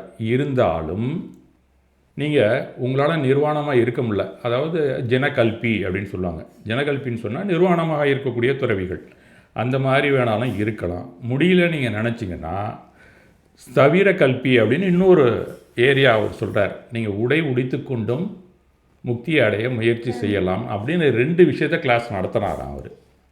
அப்போ அந்த மாதிரி நேரத்தில் யார் யாரெல்லாம் நிர்வாணமாக போக முடியுமோ அவங்களும் இருந்தாங்களாம். நிர்வாணமாக போக வேண்டாம் அப்படிங்கிற முடிவோட வெண்ணிற உடை உடுத்தி அவர் இருந்த காலத்திலே இருந்ததாக ஒரு வரலாறு ஸ்வேதாம்பர் திடமாக பல விஷயங்களை சான்றோட எழுதியிருக்காங்க பல நூல்களில். நம்ம அதையும் ஒதுக்கி விட முடியாது. அப்போ ஒரு பஞ்சம் வருது. திருப்பி பந்திரவாக முனிவர் சந்திரகுப்தனை அனுப்பிட்டு தென்னிந்தியா நோக்கி வருகிறார். திருப்பி 12 வருஷம் கழிச்சு திருப்பி போகும்போது அங்கே இருந்தவங்க முழுக்க முழுக்க உடை உடுத்தி கொண்டு தான் இருந்திருக்கிறார்கள். ஏன்னா யார் யாரெல்லாம் நிர்வாணமாக அப்போ இருந்தாங்களோ அவங்களாலேயும் அந்த பஞ்ச காலத்தில் இருக்க முடியாமல் பல தொந்தரவுகளுக்கு ஆளாகி அவங்களும் உடை உடுத்த ஆரம்பித்துட்டாங்க. அதில் டோட்டலாகவே திகம்பரமாக இருந்தது ஸ்வேதாம்பரமாக மாறிவிட்டது. இப்போ இங்கே இருக்கிறவங்க இது நிர்வாணமாக இருந்தாங்க. திருப்பி அங்கே போகும்போது இவங்க தன்னை மாற்றிக்கொள்ள விரும்பவில்லை. அந்த சூலபத்திர ஆச்சாரியாருங்கிறது தான் அந்த ஸ்வேதாம்பரத்தை அவர் தான் நிறுவுகிறார். இவங்க 2 பேருக்குள்ளே கொஞ்சம் பிடிக்காமல் போது ஈகோ கிளாஷ் வந்துடுது. அதுலேருந்தே ஸ்டார்ட் ஆகிடுச்சு நம்மளுடைய மதம் அருகி போவதற்கான அப்படிங்கிறது ரூட் லெவல். அதுதான் ரைவாலிட்டி ஆரம்பித்தது. அதன் பிறகு இப்படி கொஞ்சம் கொஞ்சமாக வருது. 4ஆம் நூற்றாண்டு வரைக்கும் பத்ரபாகு இங்கே வந்துட்டு திருப்பி போகிற வரைக்கும் அந்த பிரச்சனைகள்லாம் இல்லை அப்படின்னு தான் நம்ம சொல்லணும். அந்த மாதிரி அங்கே இருந்த காலத்தில் நம்ம 4ஆம் நூற்றாண்டு மகதம் அந்த பஞ்சம் அதெல்லாம் வந்து திருப்பி பத்ரபாகு போய் திருப்பி கொஞ்ச நாளாவது இதே திகம்பரத்துலேயும் ஸ்வேதாம்பரத்துலேயுமே பிரிவுகள் வர ஆரம்பித்து விட்டது. அதுக்குள்ளேயுமே உள்ளுக்குள்ளே இருக்கக்கூடிய ஆச்சாரியர்களுக்கெல்லாம் கொஞ்சம் கொஞ்சம் நானும் பிரிஞ்சிடும் நீனும் பிரிஞ்சிடும் அப்படிங்கிறது மாதிரி ஒரு நோக்கம் வந்த ஆரம்பிச்சிது. அதுலேயும் நிறையா பிரிவுகள் உட்பிரிவுகள் வந்தது. கிபி 15ஆம் நூற்றாண்டில் பார்த்தா ஸ்வேதாம்பரத்தில் மூர்த்தி புஜக் அப்படின்னு ஒரு குரூப்பும் சாதுர்மாகி அப்படின்னு ஒரு குரூப்பும் வந்தது. அதுக்கப்புறம் கொஞ்சம் நாள் கழித்து 16-17 பார்த்தீங்கன்னா ஸ்தானகவாசி அப்படின்னு அதில் பிரிஞ்சுது. திகம்பரத்துலேயும் பீஸ்பந்தி தாராபந்தி மொத்தம் 33 துறவர நிலையில் இருந்த ஆச்சாரியர்கள் 20 பேர் தனியாகவும் பாக்கி 13 பேர் 33 பேரில் 20 13ஆக பிரிந்தார்கள். இது இரண்டுலேயுமே தேராபந்தி அப்படின்னு ஒரு குரூப்பு 17-18ஆம் நூற்றாண்டில் பிரிஞ்சிருக்காங்க. இந்த மாதிரி ஏகப்பட்ட ஒன்றா டீமாக இருந்தவங்க குரூப்பாக மாறிட்டாங்க. கொஞ்சம் கொஞ்சமாக பாரத லெவலில் நம்மளுடைய மதத்தினுடைய வளர்ச்சி குன்றியதற்கு காரணம் இத்தனை பிரிவுகள் தோன்றியது தான். அதில் ஒவ்வொருத்தரும் அவங்கவுங்க லைஃப் ஸ்டைல் வெவ்வேறையாக எல்லாருக்கும் கொடுக்க ஆரம்பிச்சு. ஏன்னா இருக்கிறவங்களுக்கெல்லாம் குழப்பம் வந்துடுச்சு. அந்தந்த மாநிலத்தில் இருக்கிறவங்களுக்கும் நாம் எதில் இருக்கிறது இல்லை அப்படிங்கும்போது அவங்களும் இஷ்டத்துக்கு அவங்கவுங்க லைஃப் ஸ்டைலில் போக ஆரம்பித்தோடனே கொஞ்சம் கொஞ்சமாக ஜெயினிசம் அருகி கொண்டே வந்ததுக்கு காரணம் அதுதான். இது வட மாநிலத்தை பொறுத்த வரைக்கும் அப்படி தான் இருந்ததாக வரலாறுகள் படிக்கும்போது தெரியும். இதெல்லாம் கொஞ்சம் சில நூல்கள்லாம் இதில் இருக்குது, நெட்டில் இருக்குது. என்னுடைய ஸ்வேதாம்பர் நம்பர் ஒரு பையன் என்னுடைய படிச்சுட்டு இருந்தாப்புல ஸ்கூலில் படிக்கும்போது, ஜவஹர் ஜெயின் சொல்லிட்டு. இப்போ இந்த பசுல்லா ரோடு டி நகரில் தான் இருக்கார். அவர்கிட்டையும் பல செய்திகள்லாம் கேட்பேன். அவர் அங்கே போயிட்டு வரும்போதெல்லாம் ஆங்கிலத்தில் சில நூல்கள்லாம் எனக்கு வாங்கிட்டு வந்து கொடுப்பான். ஏன்டா நீங்கள் இந்த மாதிரி இருக்கீங்க, ஏன்டா அப்படி பண்ணுறீங்க, ஏன்னா 2 பேரும் ஸ்கூல்மேட்டு தானே. அதெல்லாம் நாங்கள் பேசும்போது பல விஷயங்கள்லாம் அவனும் என்கிட்ட சேட் பண்ணுவான். அதில் உங்கள்கிட்ட தான் இவ்வளவு கோளாறு இருக்குது அப்படிமா. நான் இல்லைடா உங்கள்கிட்ட தான்டா இருக்குது அப்படிமா. இதில் நாங்கள் 2 பேரும் பேசுனதில் பல விஷயங்களை தெரிஞ்சுக்கிட்டு தான் இத்தனை பிரிவுகள் வந்ததெல்லாம் அவனுடைய நூல்களேருந்து படித்து நாங்கள் 2 பேரும் பேசினதான் நான் இப்போ உங்கள்கிட்ட சொல்லி கொண்டு இருக்கிறேன். அது ஒரு காரணம். பாரத முழுக்க நம்ம பார்க்கும்போது என்ன தான் இருந்தாலும் நம்ம தமிழ்நாட்டை பொறுத்த வரைக்கும் ஏன் இப்படி இருந்தது அப்படின்னு நம்ம தெரிந்து கொண்டால் இன் ஃப்யூச்சரில் நாம் தமிழ்நாட்டில் தானே இருக்கோம், அதை நாம் வளர்ச்சி பாதைக்கு எப்படி கொண்டு போகலாம் அப்படின்னு ஒரு மாதிரி நம்ம சிந்திக்கணும். இன்னும் சொல்லப்போனால் குரலாசிரியர் ஒரு குரலை சொல்லுவார், நுண்மான் நுழைப்புலம் அப்படின்னு ஒரு வார்த்தை சொல்லுவார். அது நீங்கள்லாம் இலக்கியம் படிச்சிருக்கலாம்னு நினைக்கிறேன் நான். அது நுண்மான் நுழைப்புலம் இல்லான் எழில் நலம் மண்மான் புனைபாவை அப்படின்னு ஒரு குரல் இருக்குது. அதாவது அவர் என்ன சொல்ல வருவார் அதுன்னா, கடந்த கால அனுபவம் இப்போ எதிர்கால விளைவு என்ன அப்படிங்கிறத 2ஐயும் சீர்தூக்கி பார்த்து நிகழ்காலத்தில் நாம் எப்படி நடக்கணும் அப்படிங்கிற முடிவு எடுக்கணும் அப்படிம்பார். அதே நிலைமை தான் நமக்கு இன்றைக்கி. பழைய காலத்தில் நாம் என்ன மாதிரி இருந்தோம், மகாவீரர் காலத்தில் அது ஏன் இப்படி குறைஞ்சி வந்தது, நாளைக்கு அது மாதிரி ஆகக்கூடாது அப்படிங்கிற முடிவோட ஒரு அருமையான திட்டத்தை வகுத்து நாம் பயணிக்க வேண்டிய காலகட்டம். அப்போ நாம் சரித்திரத்தை படித்தாதான் நாம் தெரிஞ்சுக்கலாம். அதனால் பாரதம் முழுக்க இருக்கக்கூடிய சரித்திரத்தையும் நம்ம படிக்கணும். அதே சமயத்தில் தமிழ்நாட்டில் என்னென்ன கோளாறுகள் வந்தது, எதனால் நாம் அருகி போனோம் அப்படிங்கிறதையும் நம்ம படிக்க வேண்டிய கட்டாய சூழல் இன்றைக்கி இருக்குது. இது தெரியாமல் நம்ம வாட்ஸ்அப்பில் மாறி மாறி போட்டுட்டு இருக்கிறதுனால வளர்ச்சி வரவே வராது. இதை எத்தனை பேர் செய்கிறாங்கன்னு எனக்கு தெரியல. அதை நம்ம சொன்னால் எந்த அளவுக்கு கேட்பாங்கன்னு தெரியல. ஒருவேளை இப்போ நீங்கள் கொடுத்துருக்க வாய்ப்பு பயன்படுத்தி வேணால் சுருக்கமாக நான் சொல்லலாம். தமிழ்நாட்டில் பொறுத்த வரைக்கும் மாங்குளம் அப்படிங்கிற இடத்துல ஒரு கல்வெட்டு இருக்குது, சமணர் மலைக்கிட்ட இருக்குது. அது சமணர் மலை, மீனாட்சிபுரம், ஒரு எண்பெருங்குன்றங்கள் சொல்லுவாங்க, ஒரு 16 இடத்துல இருக்குது. ஆனால் அது கிட்டத்தட்ட நான் 2 தடவை அந்த ஏரியாக்கெலாம் போயிருக்கிறேன். நான் தல்லாக்குளம்னு ஒரு பிரான்ச்சில் ஆடிட்டிங் போனதுனால போயிருக்கேன். அதுக்கு முன்னாடி என்னுடைய தகப்பனார் எல்லா இடத்துக்கும் அழைச்சிட்டு போயிருக்காங்க. நானும் எங்கள் அம்மாவுமே போயிருக்கோங்க. அப்போல்லாம் பாடுறதெல்லாம் அங்கெல்லாம் கல்வெட்டெல்லாம் இருக்கும். அதெல்லாம் எந்த காலம்னு தெரியாது. இப்போ அந்த வரலாற்று ஆசிரியர்கள் அதெல்லாம் படிச்சுட்டு எந்தெந்த இடத்துல கல்வெட்டு இருக்குது, அது எந்த நூற்றாண்டு அப்படிங்கிறத ஆர்கியாலஜி ஏஎஸ்ஐ முதற்கொண்டு இருந்து வேதாச்சலம்னு ஒருத்தர் புக்கு போட்டிருக்காரு.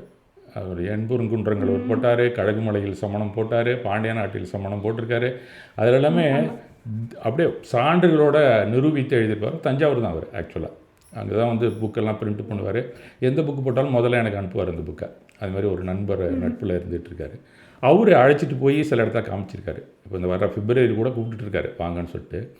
அங்கே போய் நீங்கள் பார்த்தீங்கன்னா 3ஆம் நூற்றிலே கிமு 3ஆம் நூற்றாண்டு, அதாவது பொது ஊழி காலத்துக்கு 300 ஆண்டுகள் முன்னரே இங்கே இருந்திருக்காங்க தமிழர்கள். தமிழில் நம்ம சமண துறவிகள் இருந்திருக்கிறாங்க.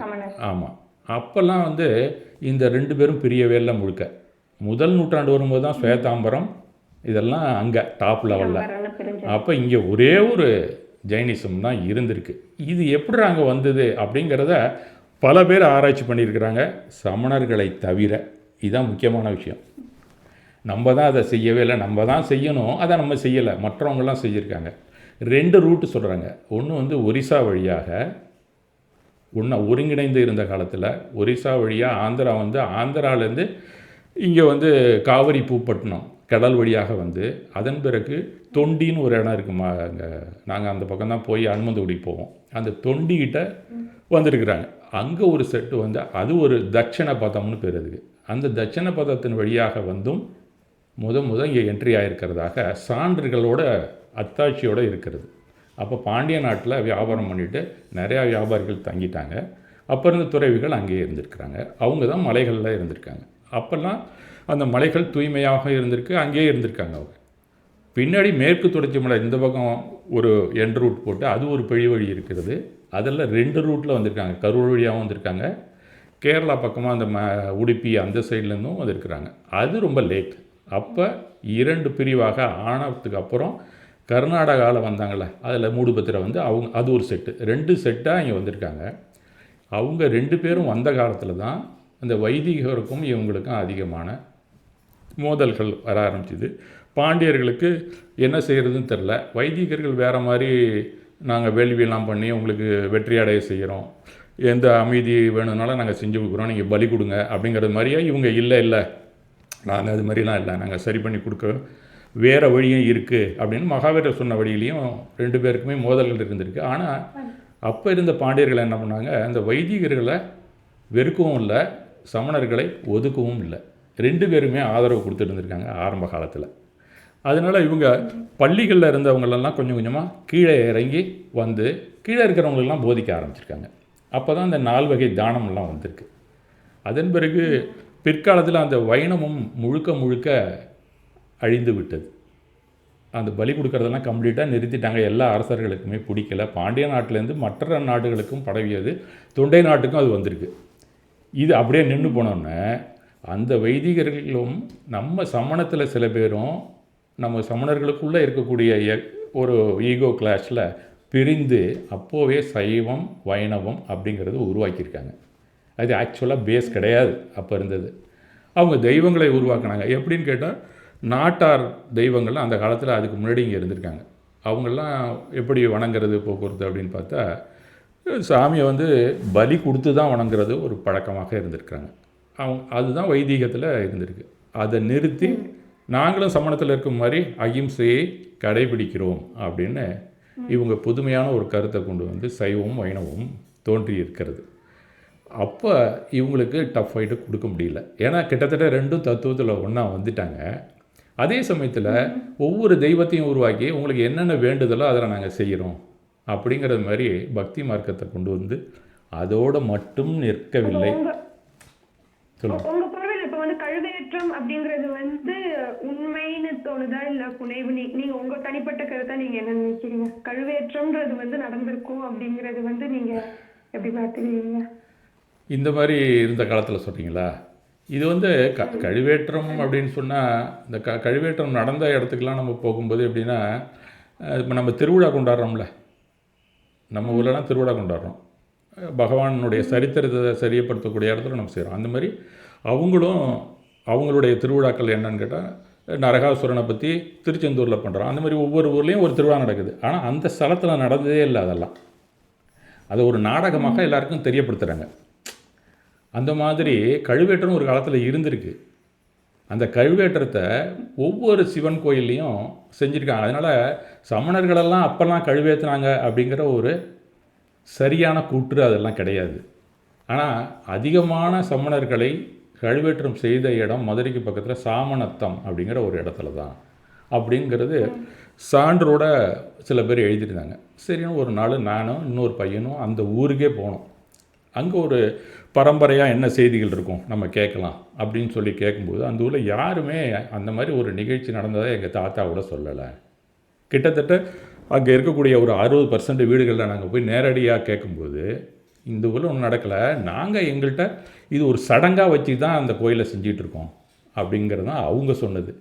இதற்கிடையில் ஒரே ஒரு பேராசிரியர் அந்த ஊரில் இருந்தவர் என்ன சொன்னார், சமணர்கள் அப்படிங்கிறத விட ஆசிவகம் தான் கம்ப்ளீட்டாக நாங்கள் இங்கே இருக்கும்போது கடுவில் ஏற்றப்பட்டது அப்படிங்கிற ஒரு விஷயத்தை அவங்க நேரடியாக பேசும்போது சொன்னது தான். பட்டு சாதாரணமாக பார்த்தா எங்கெங்கே கழுவேற்றம் பற்றி ஒரு திருவிழாலாம் நடக்கிறது எல்லாமே அங்கெல்லாம் கழுவேற்றம் நடந்ததாக பேசப்படுகிறது. அதனால் அந்தளவுக்கு பெரிய பாதிப்பு கழுவேற்றத்தில் நடக்கலை, ஆனால் நடக்காமையும் இல்லை அப்படிங்கிறது தான் உண்மை. அது பெரிதா சமணர்கள் தான் பாதிக்கப்பட்டாங்கன்னு சொல்றது கிடையாது. இல்லை, அது முழுக்க முழுக்க எல்லா இடத்துலையும் பாதிப்பு கிடையாது. சில இடத்துல மட்டும்தான் அது நடந்திருக்கு. சரிங்க. நீங்க இந்த நம்ம சமண மதத்தோட வளர்ச்சியை வந்து உங்க முந்தின தலைமுறை, அதாவது உங்க பாட்டி தான் வந்ததுன்றீங்க, பாட்டி இல்ல அப்பா அந்த தலைமுறை, உங்களுடைய தலைமுறை, உங்களுக்கு அடுத்த எங்களுடைய தலைமுறை, இது இந்த மூணுத்துல நீங்க இதை எப்படி பாக்குறீங்க? நம்ம வேறுபாடு வளர்ச்சி அடைஞ்சிருக்கா இல்லைன்னா தாழ்ந்து வருதா, அதை எப்படி நீங்க பாக்குறீங்க? நான் அந்த உங்களுக்கு சுவேதம்பர் திகம்பர் காலத்துலேருந்தே சொல்லிகிட்டு இருக்கேன்ல, அப்போலேருந்தே டிமினிஷிங் ரேட்டு தான் பேசிக்காக, அதில் நோ டவுட். இருந்தாலும் அதுலேயும் என்ன மாதிரி நம்ம காலத்தில் வந்தது நேரடியாக பார்த்ததுக்கான சான்று எண்ணிட்டு இருக்குல்ல. மற்றதெல்லாம் நம்ம எங்கெங்கேயோ அங்கங்கே பார்த்து தெரிஞ்சுக்கிறோம். இதை நம்ம நேரடியாக பார்த்த விஷயங்கள் தானே. அதில் வந்து முந்தைய தலைமுறை மதச்சடங்குகள் ஆலயத்தில், இல்லத்தில், பொதுவெளியிலே வந்து எல்லாம் முறைப்படி முன்னோர்கள் வகுத்த நியமப்படி தான் நடந்து கொண்டு இருந்தது. என்னை பொறுத்த வரைக்கும் எல்லா ஆலயத்துக்கு போனாலும் எல்லா கோயில்களையும் அதுக்குன்னு வாத்தியார்கள் நியமிக்கப்பட்டிருப்பார்கள். அவர்கள் தான் அந்த சடங்குகளை, பூஜை சடங்குகளெல்லாம் ஃபுல்லாகவே நிறைவேற்றி கொண்டிருப்பார்கள். அதில் மிஸ்ஸிங் வருது ரொம்ப ரொம்ப குறைச்சலாக இருக்கும். எரர் தான் இருக்கும், மிஸ்டேக் இருக்காது. ரெண்டுக்கும் வித்தியாசம் இருக்குது. பிழை இருக்கும், தவறு இருக்காது. எனக்கு தெரிஞ்சு நான் போன கோயிலில் தப்பே நடக்கலை அந்த காலத்தில். அதாவது தப்புன்னு சொல்லி நீங்கள் மாற்றவே முடியாது. அதை மிஸ்டேக் இருந்தால் கொஞ்சம் நல்லா சரி பண்ணிடலாம், பிழைனா உடனே திருத்திக்கலாம். இந்த 3 கேட்டகரி இருக்குது அதில். ஆனால் நான் பார்த்த வரைக்கும் வாத்தியாரங்களாக இருக்கும்போது கோயிலில் பிழை தான் நடக்கும், எப்போயாவது மிஸ்டேக் எப்போயாவது தான் நடக்கும். இன்றைக்கு டோட்டலாகவே பிளண்டர் பண்ணிகிட்ருக்காங்க நிறையா இடத்துல. அது நவடேஸ் அதெல்லாம் மாறி போச்சு. அது காரணம் சிராவர்களும் பண்ணுறாங்க, அவங்களுக்கும் ஆர்வம் குறைஞ்சி போச்சு. இந்த மாதிரி பூஜை போக்குவரத்தெல்லாம் நிறையா விஷயங்கள் மாறிக்கொண்டே வந்து விட்டது. முதல் தலைமையில் இருந்ததுக்கும் இப்போயும் அது எதனாலன்னா, இப்போ எங்கள் கோயிலில் வந்து வாத்தியார் மந்திரம் சொல்கிறாருன்னா நாங்கள் கூட கூட கேட்டிருக்கோம்ல, அது மைண்ட் செட்லேயே இருக்குது. இப்போ நான் புதுசாக ஒரு ஊருக்கு போனேன், அந்த அகிம்சை யாத்திரை நான் போகும்போது அந்த ஊரில் இருக்கவங்களாம் சொல்லுவாங்கள்ல, நிறைய ஸ்டாண்ட்ஸாகவே விட்டுடுறாங்க. இப்போ 2014 அப்புறம் அதை பார்த்து நான் நேரடியாக சொல்கிறேன். ஆனால் எங்கூர் மல்லிவாத்தியாரோ இல்லை ஒரு ஜீவேந்திரவாத்தியாரோ சொல்கிறத இவங்க விட்டாங்க. அப்போ தான் எனக்கு தெரிஞ்சுது, ஆஹா, பூஜை லெவலில் நம்ம கோயிலில் நடக்கக்கூடியது நிறையா மிஸ்ஸிங் இருக்குது. அப்போ என்ன ஆகும், ஆட்டோமேட்டிக்காக நமக்கு வந்து போனோம்னா நாம் எங்கள் காலத்தில் நாங்கள் பார்த்த ஒரு சடங்கு சம்பிரதாயங்கள் இப்போ அடுத்த லெவலில் எங்கள் தாத்தா காலத்தில் இருக்கும்போது இருந்ததை விட எங்கள் காலத்துலேயும் கொஞ்சம் குறைஞ்சி போச்சு. கோயிலுக்கு போனால் நமக்கு பக்தியில் ஏதோ ஒன்று கிடைக்கும் தான் போகிறோம். அது அந்த நேரம் நடக்கணும். அதில் ரொம்ப சீக்கிரமாக ஃபாஸ்ட் ஃபார்வர்டு மாதிரி ஓடிட்டு இருக்கும்போது நமக்கு கொஞ்சம் நம்பிக்கை குறைஞ்சி போயிடுது. அதனால் ஆலயத்துக்கு போனால் நம்பிக்கைகள் கொஞ்சம் கொஞ்சமாக குறைய ஆரம்பித்து விட்டது என்னவோ உண்மை. ஆலயம்தான் நம்மளுடைய வளர்ச்சிக்கு முதல் நிலையில் இருக்கிறது. அதன் பிறகு தான் தத்துவங்கள். வாத்தியார்லாம் மந்திரங்கள் சொன்னாங்க, இப்போ வாத்தியாரே இருக்க மாட்டேங்கிறாங்க. அதனால தான் அதுவும் ஒரு காரணம். அதுவும் ஒரு காரணம். அதேமாரி லைஃப் ஸ்டைல் எடுத்துக்கிட்டா அப்போ இருக்கிறவங்களாம் எனக்கு தெரிஞ்சு மிகுபொருள் விரும்பாமையே பெரும்பாலும் கடைபிடிச்சாங்க.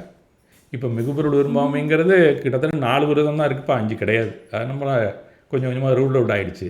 அந்த மாதிரி தத்துவ அடிப்படையிலும் நமக்கு இருக்கக்கூடிய விரதங்கள்லாம் கொஞ்சம் கொஞ்சமாக போயிடுச்சு. அதுக்கப்புறம் எல்லா லேடிஸும் எல்லா விரதங்களும் எடுப்பாங்க. இப்போ அது மாதிரி விரதம் இருக்கிறதே ரொம்ப பேருக்கு தெரியாது, எங்கே இருக்க என்னங்கிறதே. நான் இனிமேல் அடுத்த ஜென்ரேஷன் வரும்போது அது எப்படின்னு இப்போ அனுமானித்து நான் சொன்னேன்னா எல்லாருக்கும் கோபம் தான் வரும். அதனால் அந்த எல்லா வகையிலையுமே கொஞ்சம் நம்ம வளர்ச்சி குறைந்து கொண்டு தான் வருகிறது. இது ஒன்றும் பெரிய விஷயம் இல்லை. எல்லாத்தையுமே தூக்கி நாம் நிறுத்தணும்னா ஒருங்கிணைந்து நாம் ஒன்றிணைந்து, ஆமாம், அது சேர்ந்தால் சரியாயிடும். நமக்கு என்ன அப்படின்னு அவங்கவுங்களும் என்ன பண்ணுறாங்க, சமணத்தை முன்னிலைப்படுத்துவதை நிறுத்திவிட்டு தங்களை முன்னிறுத்து தான் இப்போ அதிகமான தலைவர்கள் உருவாகி விட்டார்கள். இந்த மாதிரி ஒரு நிலைமை வரும்போது தானாகவே ஒரு மதத்தின் வளர்ச்சி குறையும். அவர்கள் வேண்டானா வளர்ச்சி அடையலாம். அதனாலையும் இப்படி காலப்போக்கில் இதை மாற்றணும். ஒன்று அந்த தலைவர்கள் தானாக திருந்த வேண்டும், அப்படி இல்லைன்னா இந்த இளைஞர்கள் நீங்களாம் சேர்ந்து தான் அவர்களை திருத்த வேண்டும். இப்ப அதான் அடுத்த கேள்வி அதான் கேட்பேன். இந்த இப்ப இருக்க நிலைமையில சமய இருபெரும் மதங்கள் இருக்கு. இந்த மடாதிபதிகளுடைய இவங்கெல்லாம் எதெல்லாம் செஞ்சிருந்தா இல்லைன்னா இனியாவது செய்ய முடியும் அப்படின்னா என்ன செய்தா சரி வரும், இந்த வளர்ச்சியை பாதிக்க மறுபடியும் கொண்டு போக முடியும்னு நீங்க நினைக்கிறீங்க? இது வந்து ஒரு ரொம்ப அனலைஸ் பண்ணி நம்ம பேச வேண்டியிருக்கு. இப்போ நான் ரொம்ப நேரம் பேசிகிட்டு இருப்பேன் அதெல்லாம். நீங்கள் கேட்குற கேள்வியெல்லாம் சீக்கிரத்தில் முடிக்க முடியாத கேள்வி, நிறைய நேரம் எடுத்துக்கணும். நான் சொல்ல ஆரம்பிச்சேன்னா சொல்லிகிட்டே இருப்பேன். அதனால் அதை நீங்கள் இப்போ கடைசியாக கேட்டது என்ன, மடாதிபதிகளை பற்றியா? மடங்களை பற்றி, மடங்கள் அப்படின்னு சொன்னால் மடங்கள் எப்படி வந்ததுன்னு நம்ம தெரிஞ்சுக்கணும். அப்போ அவங்களுடைய பணிகள் என்னன்னு நம்ம தெரிஞ்சுக்கலாம் இல்லையா?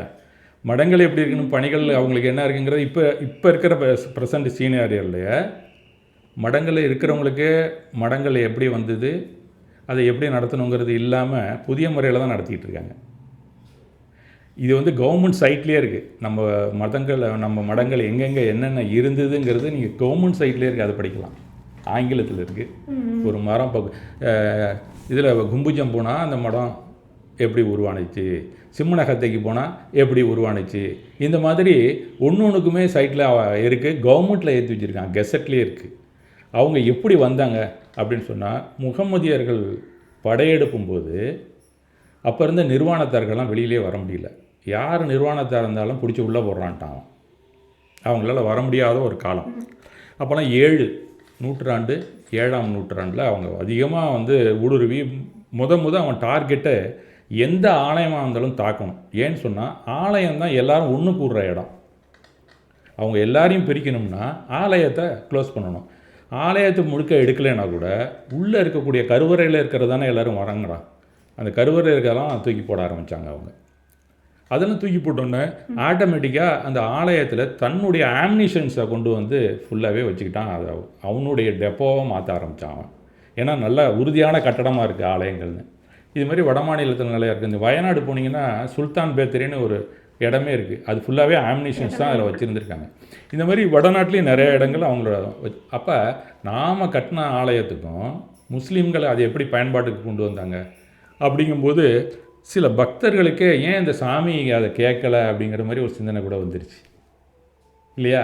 எல்லோரும் எதாக இருந்தாலும் சாமி செஞ்சிருங்கிறது தானே எல்லாருக்கும். அப்போ நிறைய பேர் முஸ்லீம் மதத்துக்கு மதம் மாறிட்டாங்க. அது இந்தியாவில் நடந்த ஒரு உண்மை. அதுக்கப்புறம் மற்றவங்களாம் என்ன பண்ணாங்க, அவங்கவுங்க மதத்தில் இருக்கக்கூடிய ஆலயங்களை காப்பாற்றணும்னா சில ரீஃபார்மேஷன் செய்ய ஆரம்பித்தாங்க. அப்போ சமண மதத்தை பொறுத்த வரைக்கும் ரீஃபார்மேஷன் என்னென்னா, வெளியில் நம்ம போனால் தான் எல்லாருக்கும் பிரவச்சனம் பண்ணலாம், எல்லாருக்கும் சொல்லலாம் அப்படிங்கிற ஒரு காலகட்டம். அப்போ வெளியில் போக முடியாத நிர்வாணத்தார்கள்லாம் என்ன செய்தாங்க, திகம்பர மரப்புலையும் சரி ஸ்வேதாம்பர்களையும் அவங்க அட்டாக் பண்ண ஆரம்பிச்சிட்டாங்க. 2 பேருமே யோசிக்கும்போது திகம்பரத்தில் முத பயணியராக ஆரம்பித்தது மடாதிபதிகள் அப்படின்னு ஒரு மடத்தை நம்ம உருவாக்குவோம். பட்டாரகர்னு அவங்களுக்கெல்லாம் பேர் கொடுத்து அவங்க ஆச்சாரியர்களுக்கு என்ன இருக்கோ அதே தகுதியோடு இவங்களை உருவாக்குனாங்க. அவங்களுக்கு என்ன தெரியுமோ அந்த விரதங்களை முழுமையாக இல்லாமல் அவங்களுக்கு தெரிந்த அத்தனை நூல்களையும் கொடுத்து ஆச்சாரியர் டோட்டல் பவரையும் இவங்களுக்கு டிரான்ஸ்ஃபர் பண்ணி கொடுத்தாங்க அந்த காலத்தில்.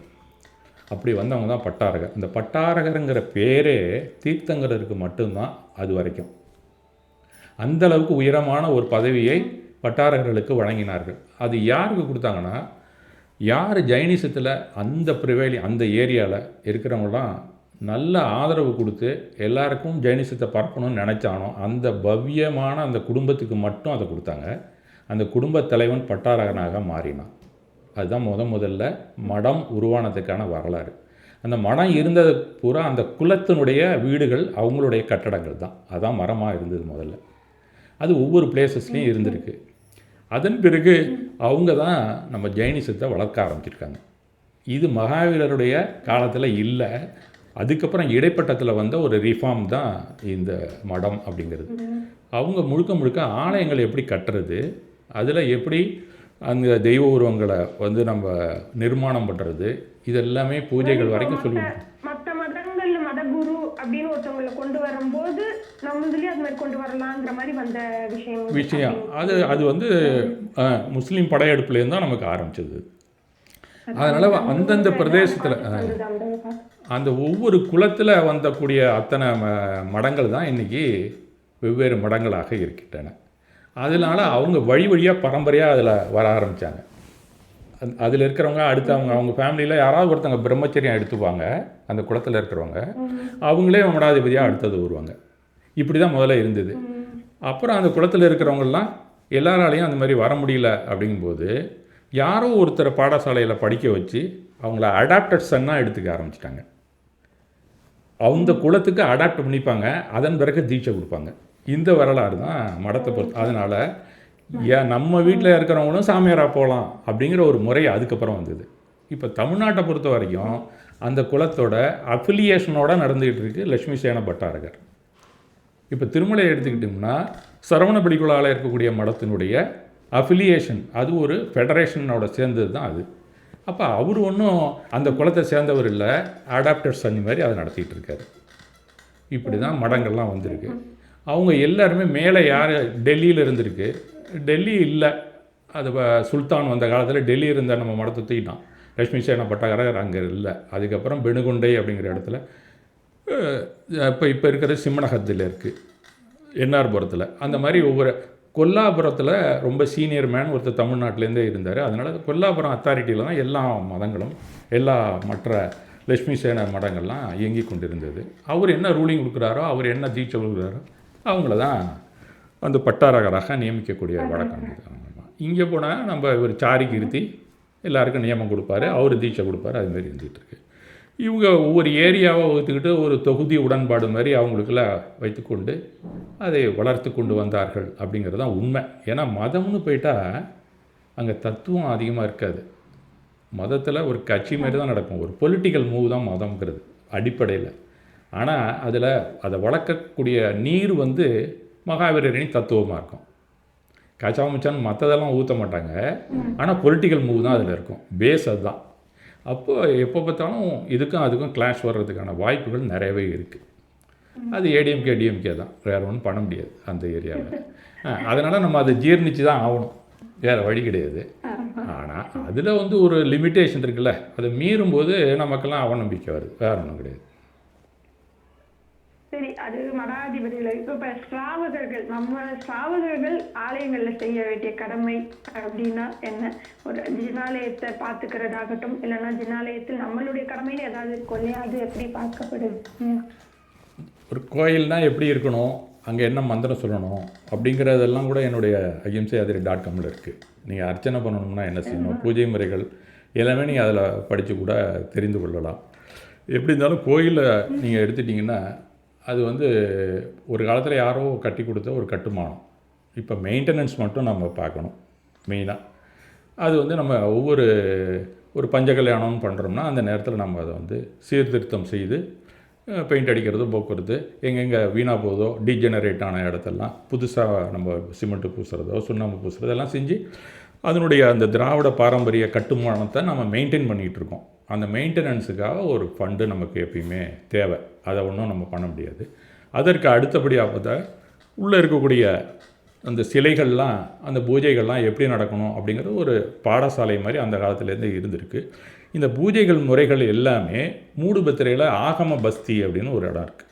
அங்கே தவளா ஸ்ரீதவளா அப்படின்னு சொல்லி 2 நூல்கள் இருக்குது. அதில் தான் அதனுடைய வழிமுறைகள் எல்லாம் இருக்குது. நீங்கள் திருவிழா பண்ணணும்னா, கோயிலில் பூஜை பண்ணணும்னா இந்த பேஸை நமக்கு அர்ச்சகர் சங்கத்தில் சொல்லி கொடுத்து அவங்கள அந்த காலத்துலேருந்து அனுப்பி கொண்டு இருக்கிறார்கள். இவங்களுக்கு பூஜை எப்படி செய்யணும், அவங்களுக்கு எப்படி சடங்கு முறைகள் திருமணத்தில் நடந்தாலும் எப்படி இருக்கணும், ஒரு இஎம்ஐக்கேரியில் என்ன இருக்கணும், இதை பூரா வாட்ச் பண்ணுறது மடாதிபதிகள் தான். இது தொன்று தொட்டு அப்படி தான் வந்துகிட்ருக்கு. இப்போ அதெல்லாம் கொஞ்சம் அவங்கவுங்க அட்டானமஸ் ஆகிட்டாங்க, மடாதிபதி கண்ட்ரோல் இல்லை, விதிகள் போக்குவரத்துலாம் அவங்கவுங்க இது காரணம் நம்மளும் தான். மடத்தையே மட்டும் குறை சொல்லிகிட்டு இருக்கிறதுனால அர்த்தம் இல்லை. நான் மடாதிபதிகள் வேணும் வேணாங்கிற ஏரியாவே போகலை. ஆனால் மடம் சொல்கிறத நம்ம கேட்கணுங்கிற ஒரு நமக்கு மேலே ஒரு அப்பெக்ஸ் லெவல் வேணும் அப்படின்னு நம்ம தான் நினைக்கணும். வேண்டாங்கும்போது அவங்க என்ன பண்ண முடியும்? அப்போ ஒன்றுமே செய்ய முடியாது. அவங்க நம்ம சொல்கிறத கேட்குற மாதிரி ஆகிப்போச்சு. இப்போ சமண ஆலயங்கள்னு சொல்லும்போது இந்த 10 நாள் உற்சவம், அந்த 10 நாள் உற்சவம் முக்கியமா ஆல கிராமத்துல, திருநெருங்குன்றத்துல, கரந்தை திருப்பரம்பூர்ல நடக்கிற மாதிரியே மன்னார்குடியும் ரொம்ப விமர்சையா ஆண்டுதோறும் நடந்துகிட்டு வருது. உங்களுடைய அந்த மன்னார்குடி மண்ணை மீதான நீங்க அந்த மன்னார்குடி உற்சவத்தை நீங்க எப்படி பாக்குறீங்க? உங்களுக்கு சின்ன வயசுலேருந்தே பார்த்துட்டு இருப்பீங்க, நாங்களாம் அடிக்கடி இல்லைனாலும் நீங்க வருடம் கண்டிப்பா பார்த்துருப்பீங்க. நீங்க அதை எப்படி பாக்குறீங்க? இந்த உற்சவத்தை பத்தி உங்களுடைய தனிப்பட்ட அனுபவமும் கருத்தும் சொல்லுங்க. மன்னார்குடியில் எனக்கு வினா தெரிஞ்ச காலத்துலேருந்து பொழுதுபோக்காக திருவிழா நடந்து கொண்டு இருந்தது. ஏன்னா திருவிழா தான் எங்களுக்கு ஒரு என்டர்டெயின்மெண்ட், வேறு ஒன்றும் கிடையாது அந்த காலத்தில். பெரியவங்களுக்குமே என்டர்டெயின்மெண்ட்டு, ரிலேஷன்ஸு, சுற்று வட்டாரத்தில் இருக்கக்கூடிய நெருங்கிய உறவினர்கள், நண்பர்கள் அவ்வளோ பேரும் ஒரு பிரம்மோற்சவம் நடக்குதுன்னா அங்கே வந்துடுவாங்க. அங்கே வந்து இலவச அன்னதானம், போக்குவரத்து எல்லாமே நடக்கும், அந்த காலத்துலேருந்தே உண்டு. அதுக்கு கோயிலில் பூஜைகள் எப்படி நடக்கிறது இல்லாமல் அதுக்குன்னு தனியான பூஜை விதிகள் இருக்குது. அதை வைத்து திருவிழாக்கு வேண்டிய அந்த ரதப்பட்டறையோ, மேலே வைக்கக்கூடிய வாகனம், அலங்காரம் பண்ணுறது, அலங்காரம், படிச்சட்டம், இதெல்லாம் எங்கெங்கே பிரம்மோற்சவம் நடக்குதோ எல்லாத்துலேயுமே யூனிஃபார்மாக அப்படி தான் நம்ம தமிழ்நாட்டை பொறுத்த வரைக்கும் இருக்குது. அது தொடர்ந்து நடந்து கொண்டு இருக்கிறது. எங்கள் காலத்தில் அது பொழுதுபோக்காக இருந்தது. அதுக்கப்புறம் கொஞ்சம் கொஞ்சமாக அந்த கோயில் பணிகள்லாம் நம்ம செய்ய இதெல்லாம் இன்னும் கொஞ்சம் எப்படி சீர்திருத்தம் பண்ணலாம். இப்போ பிற்காலத்தில் கொஞ்சம் நம்ம எல்லாருக்கிட்டையுமே வசதி வாய்ப்பு அதிகமாக போகணும்னு இன்னும் கொஞ்சம் லைட்டு போடுறது, எலக்ட்ரிஃபிகேஷன் பண்ணுறது, பெயிண்டிங்லாம் அடித்து வாகனத்தெல்லாம் நல்லபடியாக புதுப்பிக்கிறது, இல்லைன்னா ரொம்ப உயரமாக இருந்தால் சின்னதாக பண்ணுறது, இதெல்லாம் கொஞ்சம் கொஞ்சமாக சீர்திருத்தம் பண்ணி இன்னும் கொஞ்சம் கிராண்டாக செய்யணும் அப்படிங்கிற ஒரு காலகட்டம் வந்தது. எப்போன்னா எல்லார் பர்ஸும் கொஞ்சம் நல்லா மொத்தமாக போனோன்னு தான். அது வரைக்கும் கொஞ்சம் கஷ்டம்தான். ஏன்னு கேட்டால் அந்த கோயிலுக்காக நிறைய நிலங்கள் கொடுத்துருந்தாங்க ஒரு காலத்தில். அவங்களும் தனக்கு வாரிசு இல்லைன்னா அந்த வீடை விட்டு போகும்போது எழுதி கொடுத்துருவாங்க. மண்ணாடி கோயிலுக்கு அந்த மாதிரி நிலங்கள், இடங்கள் எல்லாமே வாரிசுகள் இல்லாதவர்கள்லாம் கொடுத்த நிலங்கள் அத்தனையும் கோயிலுக்கு தான் இருக்குது. அவங்க புறா அதுதான் வச்சு இப்பயும் நடந்து கொண்டு இருந்தது. எனக்கு தெரிஞ்ச காலத்தில் வரைக்கும் அந்த அசட்லேருந்து தான் எல்லாமே செய்து கொண்டு இருந்தார்கள். பிற்காலத்தில் அதுலேருந்து வரக்கூடிய வருமானங்கள் கொஞ்சம் கொஞ்சமாக குறைஞ்சி போச்சு. அக்ரிகல்ச்சர் அப்படிங்கிறது நாம் எல்லாருமே கொஞ்சம் வெளியில் வர ஆரம்பிச்சிட்டோம். சமணர்கள், இல்லறத்தார்களுமே வெளியில் வந்துட்டாங்க. அப்போ ஆலயத்தில் இருக்கக்கூடிய நிலங்களை யார் பார்க்குறது? அரங்காவலரும் ஒரு இல்லறத்தார் தானே, அதை சரியாக பார்க்க முடியல.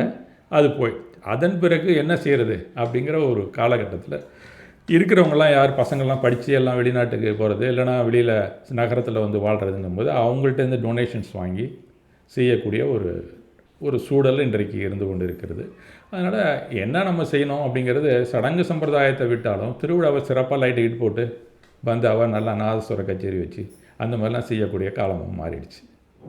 ஆனால் ஆக்சுவலாக அதெல்லாம் எதுக்காக நடக்குது அப்படிங்கிறது கொஞ்சம் கொஞ்சமாக வெளியில் வந்துக்கிட்டு இருக்கோம். அந்த ஏரியாவுக்குள்ளேயும் போகணும், நாமெல்லாம் ஒன்றா இருந்து பார்க்கணும்.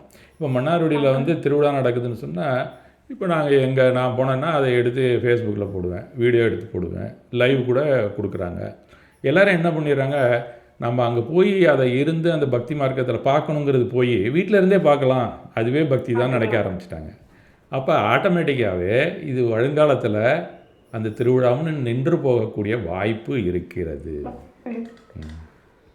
அது மாறும் அப்படின்னா ஆமாம், மோட்ச உலகமே இதில் பார்க்க ஆரம்பிச்சிடலாம். இன்னும் கொஞ்சம் நாளில் நம்ம சித்தச்சீலாக்கே போக வேண்டியதில்லை அப்படிங்கிற ஒரு காலகட்டம் வந்துடுச்சு. எல்லாம் மோட்ச உலகம்னு ஒன்னே தோணுதுங்க. இப்ப இந்த 5ஆம் காலத்துல மோட்சம் கிடையாது அப்படிங்கிற ஒரு கான்செப்ட் இருக்கு இல்லையா? இப்ப இதை நீங்க எப்படி பாக்குறீங்க? மோட்சமே இல்லை அப்படின் போது எதுக்கு இதெல்லாம் அப்படிங்கிற மாதிரி சில பேர் யோசிக்கிறாங்க. சில பேர் மோட்சம் கிடைக்கிறப்ப கிடைக்குது, அது வரைக்கும் நம்மளுடைய புருஷார்த்தம், நம்மளுடைய முயற்சி பண்ணிட்டு போன்னு சில பேர் சொல்றாங்க.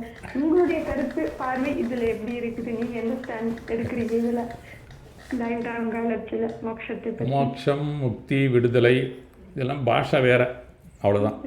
முக்தி அப்படின்னா என்ன அப்படின்னு, ஒரு கஷ்டத்திலேருந்து விடுதலை பெறுதல் தான் முக்தி. இந்த உலக வாழ்க்கையில் இருக்கக்கூடிய துன்பத்திலிருந்து விடுதலை நம்ம நிரந்தரமாக பெறுறது தான் நம்ம வந்து ஐடென்டிஃபை பண்ணுறோம். ஜென்ரலாக முக்தி, மோட்சம் அப்படிங்கிறது நம்ம ஏதோ ஒரு விஷயம், இப்போ சூரிய கிரகணம், சந்திர கிரகணம் எடுத்தால் கூட பஞ்சாங்கத்தில் போட்டிருப்பான் ஸ்பரிசம் இத்தனை மணிக்கு, மோட்சம்னு போட்டிருப்பான் விடுற நேரத்தை. அப்போ மோட்சம்லாம் எது வந்து எங்கெங்கே அதுக்கு களங்கங்கள் இருக்குதோ, குற்றங்கள் இருக்கிறதோ, அதை விட்டு நம்ம வெளியில் வந்தாலே மோட்சங்கிறது தான் அடிப்படை. முதல்ல நம்மளுடைய வாழ்க்கை, இல்லற வாழ்க்கையில் என்னென்ன கஷ்டங்கள், அதுக்கான குற்றங்கள் நம்ம என்ன செய்கிறோம், ஏன் இந்த வாழ்க்கையில் களங்கங்கள் வருது, இந்த ஸ்பரிசம் எப்போ வந்துன்னு நம்ம பார்த்தோம்னாலே ஆட்டோமேட்டிக்காக கிரகணத்திலேருந்து நம்ம வெளியில் வரலாம். அன்றைக்கே நாம் இந்த உலகத்திலேயே மோட்சத்துக்கு போகலாம். இதை முதல்ல நம்ம செஞ்சால் தான் அவ்வுலக வாழ்க்கையிலே நமக்கு மோட்சம் கிடைக்கும். இவ்வுலக வாழ்க்கையிலே நமக்கு கிடைக்காத அளவுக்கு நாம் வாழ்ந்து கொண்டு இருக்கும்போது அதை பற்றி சிந்தனை செய்கிறதுல எந்த அர்த்தமும் இருக்கிறது மாதிரி எனக்கு தெரியல. முதல்ல இதுலேருந்து விடுபடணும். முதல்ல பாவ மோட்சம் பாருங்க, அப்புறமா ஆமாம், இதெல்லாம் நம்ம மனப்பக்குவத்துக்கு வரணும். அந்த புரிதல் வந்தால் தான். எப்படி இருந்தாலும் இவ்வுலக வாழ்க்கைக்கு நமக்கு வலியையும் வேதனையும் இன்றி வாழ முடியாத சூழலாக காணப்படுவதால் நாம் இந்த பிறப்பிலிருந்து விடுதலை பெற சரியான புரிதலுக்கு சமஸ்கிருதத்தில் என்ன சொல்லுவாங்க, அதான் சம்யக்தம். எந்த விஷயத்தையுமே சரியாக புரிஞ்சுக்கிட்டா அதுக்கு பேர் தான் சம்யக்தம். நாம் தவறாக புரிஞ்சிருந்தோம்னா மித்யாத்துவம். அப்போ ஒரே ஆள் மனசுக்குள்ளே சம்யக்தமும் இருக்குது, மித்யாத்துவமும் இருக்குது. ஆனால் நம்ம மற்றவங்களை குற்றச்சாட்டு சொல்கிறதுக்காக இதை பிரயோகித்து கொண்டு இருக்கிறோம். முதல்ல நம்மகிட்ட இருக்கிற மித்யாத்துவ சிந்தனைகளை தூக்கி எறிய வேண்டும். நாம் முழுமையான சம்யக்தம் வந்தால் அடுத்தவங்க மித்யாத்துவமாக இருக்கிறதே நமக்கு தெரியாது. நம்ம கண்ணோட்டமே அன்றைக்கி மாறிடும். அதுதான் சமனாபாவம். அந்த சமதாபாவம் வரணும்னா முதல்ல நம்ம உள்ளுக்குள்ளே இருக்கிற மித்யாத்துவத்தை தூக்கி வெளியில் எரியறதுக்கு கற்றுக்கணும். தவறான புரிதல்கள் நிறைய இருக்குது. முதல்ல குடும்பத்தில் இருக்குது, இல்லறத்தில் இருக்குது, உறவுகள்கிட்ட இருக்குது, அப்புறம் நட்பிலையும் வந்து விட்டது. இதுதான் முதல் மோட்சம் நமக்கு. அதுலேருந்து வந்தால் தான் அந்த மோட்சம் இருக்கா இல்லையாங்கிறதே ஒரு அனுமானம் தான். தயவுசெய்து நான் சொல்கிறத நீங்கள் தப்பாக எடுத்துக்கக்கூடாது. அந்த மோட்சம் யாருக்காவது தெரியுமா? போன ஆள் வந்து சொல்லியிருக்காங்களா அப்படி கேட்டால் எல்லாருக்கும் கோபம் தான் வரும். ஆனால் இந்த மோட்சம் கண்டிப்பாக எல்லாருக்கும் தெரியும். அமைதியான வாழ்க்கை, நிம்மதியான வாழ்க்கை நாமே பெறலாம். முதல்ல இதுக்கு நம்ம முயற்சி செய்வோம், அப்புறம் அந்த மோட்சத்தை பற்றி சிந்திக்கலாம்ங்கிறது என்னுடைய கருத்து. அருமையா அழகாக சொன்னீங்க. இங்க இருக்கிற இடத்துல மோட்சத்தை முதல்ல வாங்குங்க, அப்புறமா அதை பற்றி போய்க்கலாம். அது அங்கே போனால் கிடைக்க போகுது, என்றைக்கே ஒரு நாளைக்கு. அது நம்பிக்கை. அது வந்து ஆரம்ப கட்ட நம்பிக்கை, ஃபெய்த்துக்கு அப்புறம் நமக்கு போக முடியும் மோட்சத்துக்குங்கிறது தான் கான்ஃபிடென்ட். அதுக்கு பேரும் நம்பிக்கை தான். கான்ஃபிடென்ட்டில் இருந்து நீங்கள் ஃபுல்லாகவே பயணிச்சிங்கன்னா கண்டிப்பாக ட்ரஸ்ட்டு வரும். அந்த ட்ரஸ்ட்டு ஒவ்வொரு குடும்பத்துலேயும் வரணும், ஃப்ரெண்ட்ஷிப்பில் வரணும், ஒவ்வொரு ஆட்கள்கிட்டையும் வரணும். இந்த ட்ரஸ்ட்டு வந்தால் தான் அந்த மோட்சத்துக்கு மேலேயே நமக்கு ட்ரஸ்ட்டு வரும். இப்போ மன்னார்குடி கோயிலை பற்றி பேசும்போது தர்ம தேவி அம்மனை பற்றி பேசாமல் இருக்கவே முடியாது. ஏன்னா தமிழகத்தில் இருக்கிற பல சமணர்களுக்கு மன்னார்குடி தர்மதேவி அம்மன் மேலே இருக்க தீவிர பக்தி. அது சில பேர் இருக்காங்க அம்மன் வழிபாடு இல்லை அப்படிங்கிற இது இருக்காங்க. ஆனால் அம்மன் வழிபாடு கொண்டவர்கள் அத்தனை பேருக்கும் இந்த மன்னார்குடி தர்மதேவி ரொம்ப பிரசித்தி பெற்றவர்கள். இதை பற்றி உங்களுடைய சொல்லுங்க ஐயா. மன்னார்குடியில் வந்து நீங்கள் தர்மதேவி அப்படின்னு எப்படி நீங்கள் தர்மதேவி சன்னதி அங்கே இருக்குது, நான் இல்லைன்னு சொல்லலை. ஆனால் மன்னார்குடியில் தர்மதேவியோட ஜுவாலாமல்லி தான் பிரசித்தி பெற்ற ஒரு அம்மன் எல்லாருமே சொல்லுவாங்க. சிம்மநகரத்தைக்கு அடுத்தது மன்னார்குடியில் இருக்கக்கூடிய ஜுவாலாமல்லி அம்மன் தான் ரொம்ப பிரசித்தி பெற்றது அந்த காலத்துலேருந்தே. அதை தான் பெரும்பாலும் எல்லாருமே சொல்லக்கூடிய ஒரு காலகட்டம். ஆனால் அதுக்காக நம்ம வந்து அங்கே இருக்கக்கூடிய கூஷ்மாண்டினி அந்த தர்மதேவி வந்து மகிமை இல்லாதவங்களும் நம்ம சொல்ல முடியாது. ஆனால் மன்னார்குடி அப்படிங்கிறது சொன்னாக்கா ஜுவாலாமல்லி தான். ஆமாம், அந்த ஜுவாலாமல்லி அம்மனை வழிபாடு அப்படிங்கிறது நீண்ட நாட்களாக ஒரு பாரம்பரியமாக மன்னார்குடிக்கு மட்டும் சிறப்பாக நடந்து கொண்டு இருக்கிறது. அதுக்கு பல காரணங்கள். ஜுவாலாமல்லிங்கிறது கல்ப சூத்ரா அப்படின்னு சொல்லி ஒரு நூல் இருக்குது.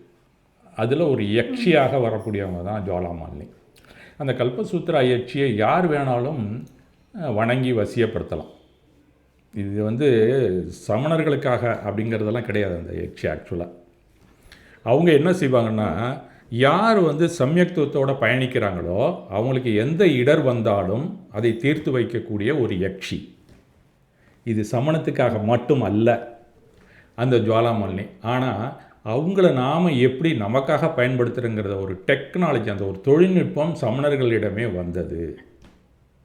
அதுதான் முதல்ல நம்ம தெரிஞ்சுக்க வேண்டியது. அப்போ ஜுவாலாமல்லியை யார் வணங்கினாலும் அவங்களுக்கான அந்த பிரம்மஹஸ்தி தோஷம்லாம் சொல்லுவோம், அப்படியே பேஸ் அடித்தது மாதிரி இருப்பான், உடலில் வியாதிகள் வந்து கொண்டே இருக்கும். இதெல்லாம் பில்லி சூன்யம் அப்படிங்கிற ஒரு வார்த்தைகள்லாம் உபயோகிப்பாங்க.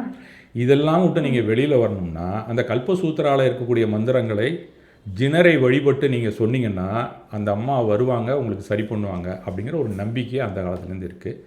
அதை வந்து ப்ராப்பராக கரெக்டாக செய்யக்கூடிய ஆலய அர்ச்சகர்கள், வாத்தியார்கள் அந்த காலத்தில் மன்னார்குடியில் இருந்திருக்காங்க. அது மட்டும் இல்லை, அந்த சிலை வடிவமே ஒரு அழகாக இருக்கும், நின்ற நிலையில் இருக்கும். ஒரு அலங்காரம் பண்ணிங்கன்னா ஒரு ஒரு மிடில் ஏஜ் பெண்மணி மாதிரி இருக்கும். சின்ன குழந்தை மாதிரி கூட நீங்கள் அலங்காரம் பண்ணலாம். அந்த மாதிரியான ஒரு அமைப்பு அந்த அந்த கற்சிலைக்கே தனியான ஒரு மதிப்பு இருக்கும். அதை நீங்கள் பார்த்தாலே, ஒவ்வொரு அலங்காரம் பண்ணி பார்த்தாலே நமக்கு பக்தி வந்துடும். அந்த மாதிரியான ஒரு சிலையை யாரோ ஒருத்தங்க வடித்து கொடுத்துருக்காங்க. அதுவே ஒரு மகிமையான ஒரு விஷயம். அடுத்தது இந்த மாதிரியான ஒரு மந்திரங்கள் போக சொல்லி அது உச்சாடனம் பண்ணி அதுக்கு ஃபுல் பவர் அங்கே புனிதம்ங்கிறது புனித களமாக அந்த இடம் இருக்குது. எப்படின்னு சொன்னால் ஜெருசலேப்பால் தான் ஜுவாலாமாலினியினுடைய அந்த மூலஸ்தானம் அப்படின்னு சொல்லக்கூடிய அங்கேருந்து தான் அது கிளம்புது. அந்த இடத்துல தான் உருவானது அந்த ஜுவாலாமாலிங்கிறது. ஜெருசலேப்பா நீங்கள் ஜாக் ஃபால்ஸ் போய் தான் போகணும், கர்நாடகாவில் இருக்குது. அங்கே தான் அதனுடைய யதாஸ்தானம் அப்படின்னு சொல்லுவாங்க.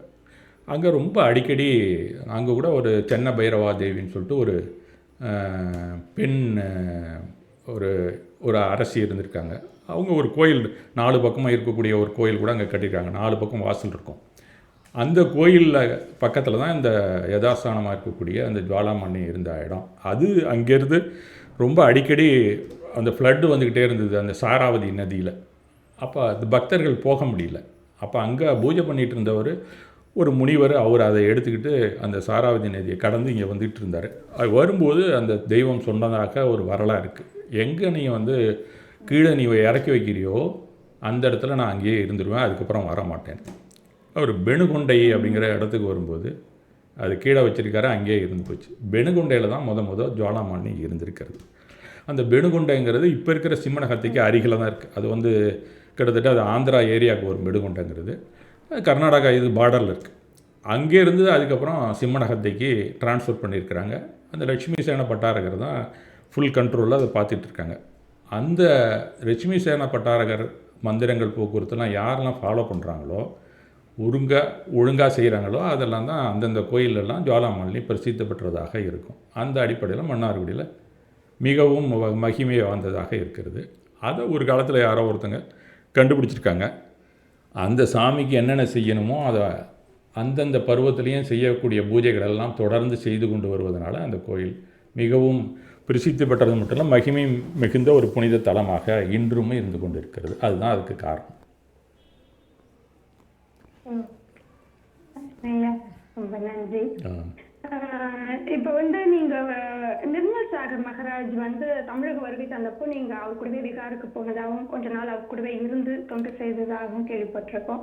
அதை பத்தி உங்களுடைய அனுபவங்கள், அவங்க தமிழ்ல நீங்க பேசும்போது அவருக்கு அது கொஞ்சம் தமிழ் புரிந்ததா சொல்லி கேள்விப்பட்டிருக்கோம். அந்த அனுபவம் பற்றி கொஞ்சம் சொல்லுங்க. நிர்மல் சாகர் அனுபவம் எப்படின்னு கேட்டிங்கன்னா, நான் அப்போ தான் கல்லூரி முடித்த நேரம், பணி அமர்வுக்காக நான் அலைஞ்சிட்டு இருந்த நேரம். அப்போ நிர்மல் சாகர் வந்திருந்தார். அப்போ என்னுடைய தகப்பனார் எல்லாருமே போய் பார்த்தோம். ஒரு நிர்வாணத்துறவியை நான் பார்க்கிறேன். நான் ஆணாக இருந்தால் கூட எனக்கு அது பிடிக்கலை. நான் ஃப்ராங்காக சொல்கிறேன். ஏன் ஒருத்தர் நிர்வாணமாக இருக்கணும் அப்படின்னு நான் நினச்சேன். முதல்ல அந்த நிர்வாணத்துறையை நான் அது வரைக்கும் கேள்வி தான் பட்டிருக்கேன், நிர்வாணத்துறையை பார்த்ததே இல்லை. அவர் பார்த்து ஏன்டா இவர் நிர்வாணமாக இருக்கார், தேவையில்லையே, நம்ம பெரிய பிரச்சனையாக இருக்குமே இது, எப்படி இவர் இவ்வளோ தூரம் வந்தார், அவர் உத்தரப்பிரதேசிலேருந்து இங்கே வந்தார், இவ்வளோ தூரம் கடந்து எப்படி வந்தார் அப்படின்னு ஒரு ஆச்சரியம் எனக்கு இருந்தது. அப்புறம் அவர் பிரவச்சனங்கள்லாம் இப்போ தஞ்சாவூரில் இருந்தார், அதை போய் கேட்க ஆரம்பித்தோடனே கொஞ்சம் ஏதோ சொல்கிறாரு அப்படிங்கிறது மாதிரி ஒரு சூழல் ஒரு மனசுக்குள்ளே பட்டுச்சு எனக்கு. சரி, அவர் கூட நம்ம போய் கேட்போம் அப்படிங்கிறது மாதிரி அங்கே இருக்கும்போது அவர் கிட்டக்க போய்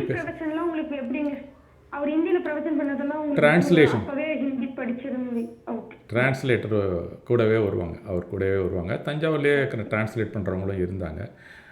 ஹிந்தி கொஞ்சம் கொஞ்சம் எங்களுக்கு தெரியும். எங்கள் ஊரில் கமல்நாத்ஜின்னு ஒருத்தர் இருந்தார், வயசானவர். அது ஹிந்தி படித்தா தான் நீ வேலைக்கெல்லாம் போகலாம் அப்படின்னு சொல்லி எங்களுக்கு சொல்லிட்டு இருப்பார். அவர்கிட்ட கொஞ்சம் படித்தோம். அந்த இந்தியை வச்சு தான் நார்த் இந்தியாலாம் சுற்றிக்கிட்டு பேங்க் வேலையெல்லாம் பார்த்துட்டு வந்துட்டேன்னு வச்சுங்களேன். இல்லைனா எனக்கு இந்தியே தெரிஞ்சிருக்காது. அது இலக்கிய நடை ஹிந்தி தான் எனக்கு தெரியும். அவர் பேச்சு நடையில் பேசுவார். இன்னும் சொல்லப்போனால் பிராகிருதம் மாதிரி இருக்கும், அவர் பேசுகிறது ஹிந்தி மாதிரி கூட இருக்காது. அவர் உத்தரப்பிரதேசிலேருந்து வந்தவர், இன்னும் கொலகலாக இருக்கும். அது பீகார் உத்தரப்பிரதேசலாம் ஹிந்தி இது இருக்காது, ஸ்டாண்டர்ட் இருக்காது, சப்ஸ்டாண்டர்டு ஹிந்தி தான். சப்ஸ்டாண்டர்டு ஹிந்தி தான் அவர் பேசுவார். அப்போ அவங்கெல்லாம் சொல்லுவாங்க.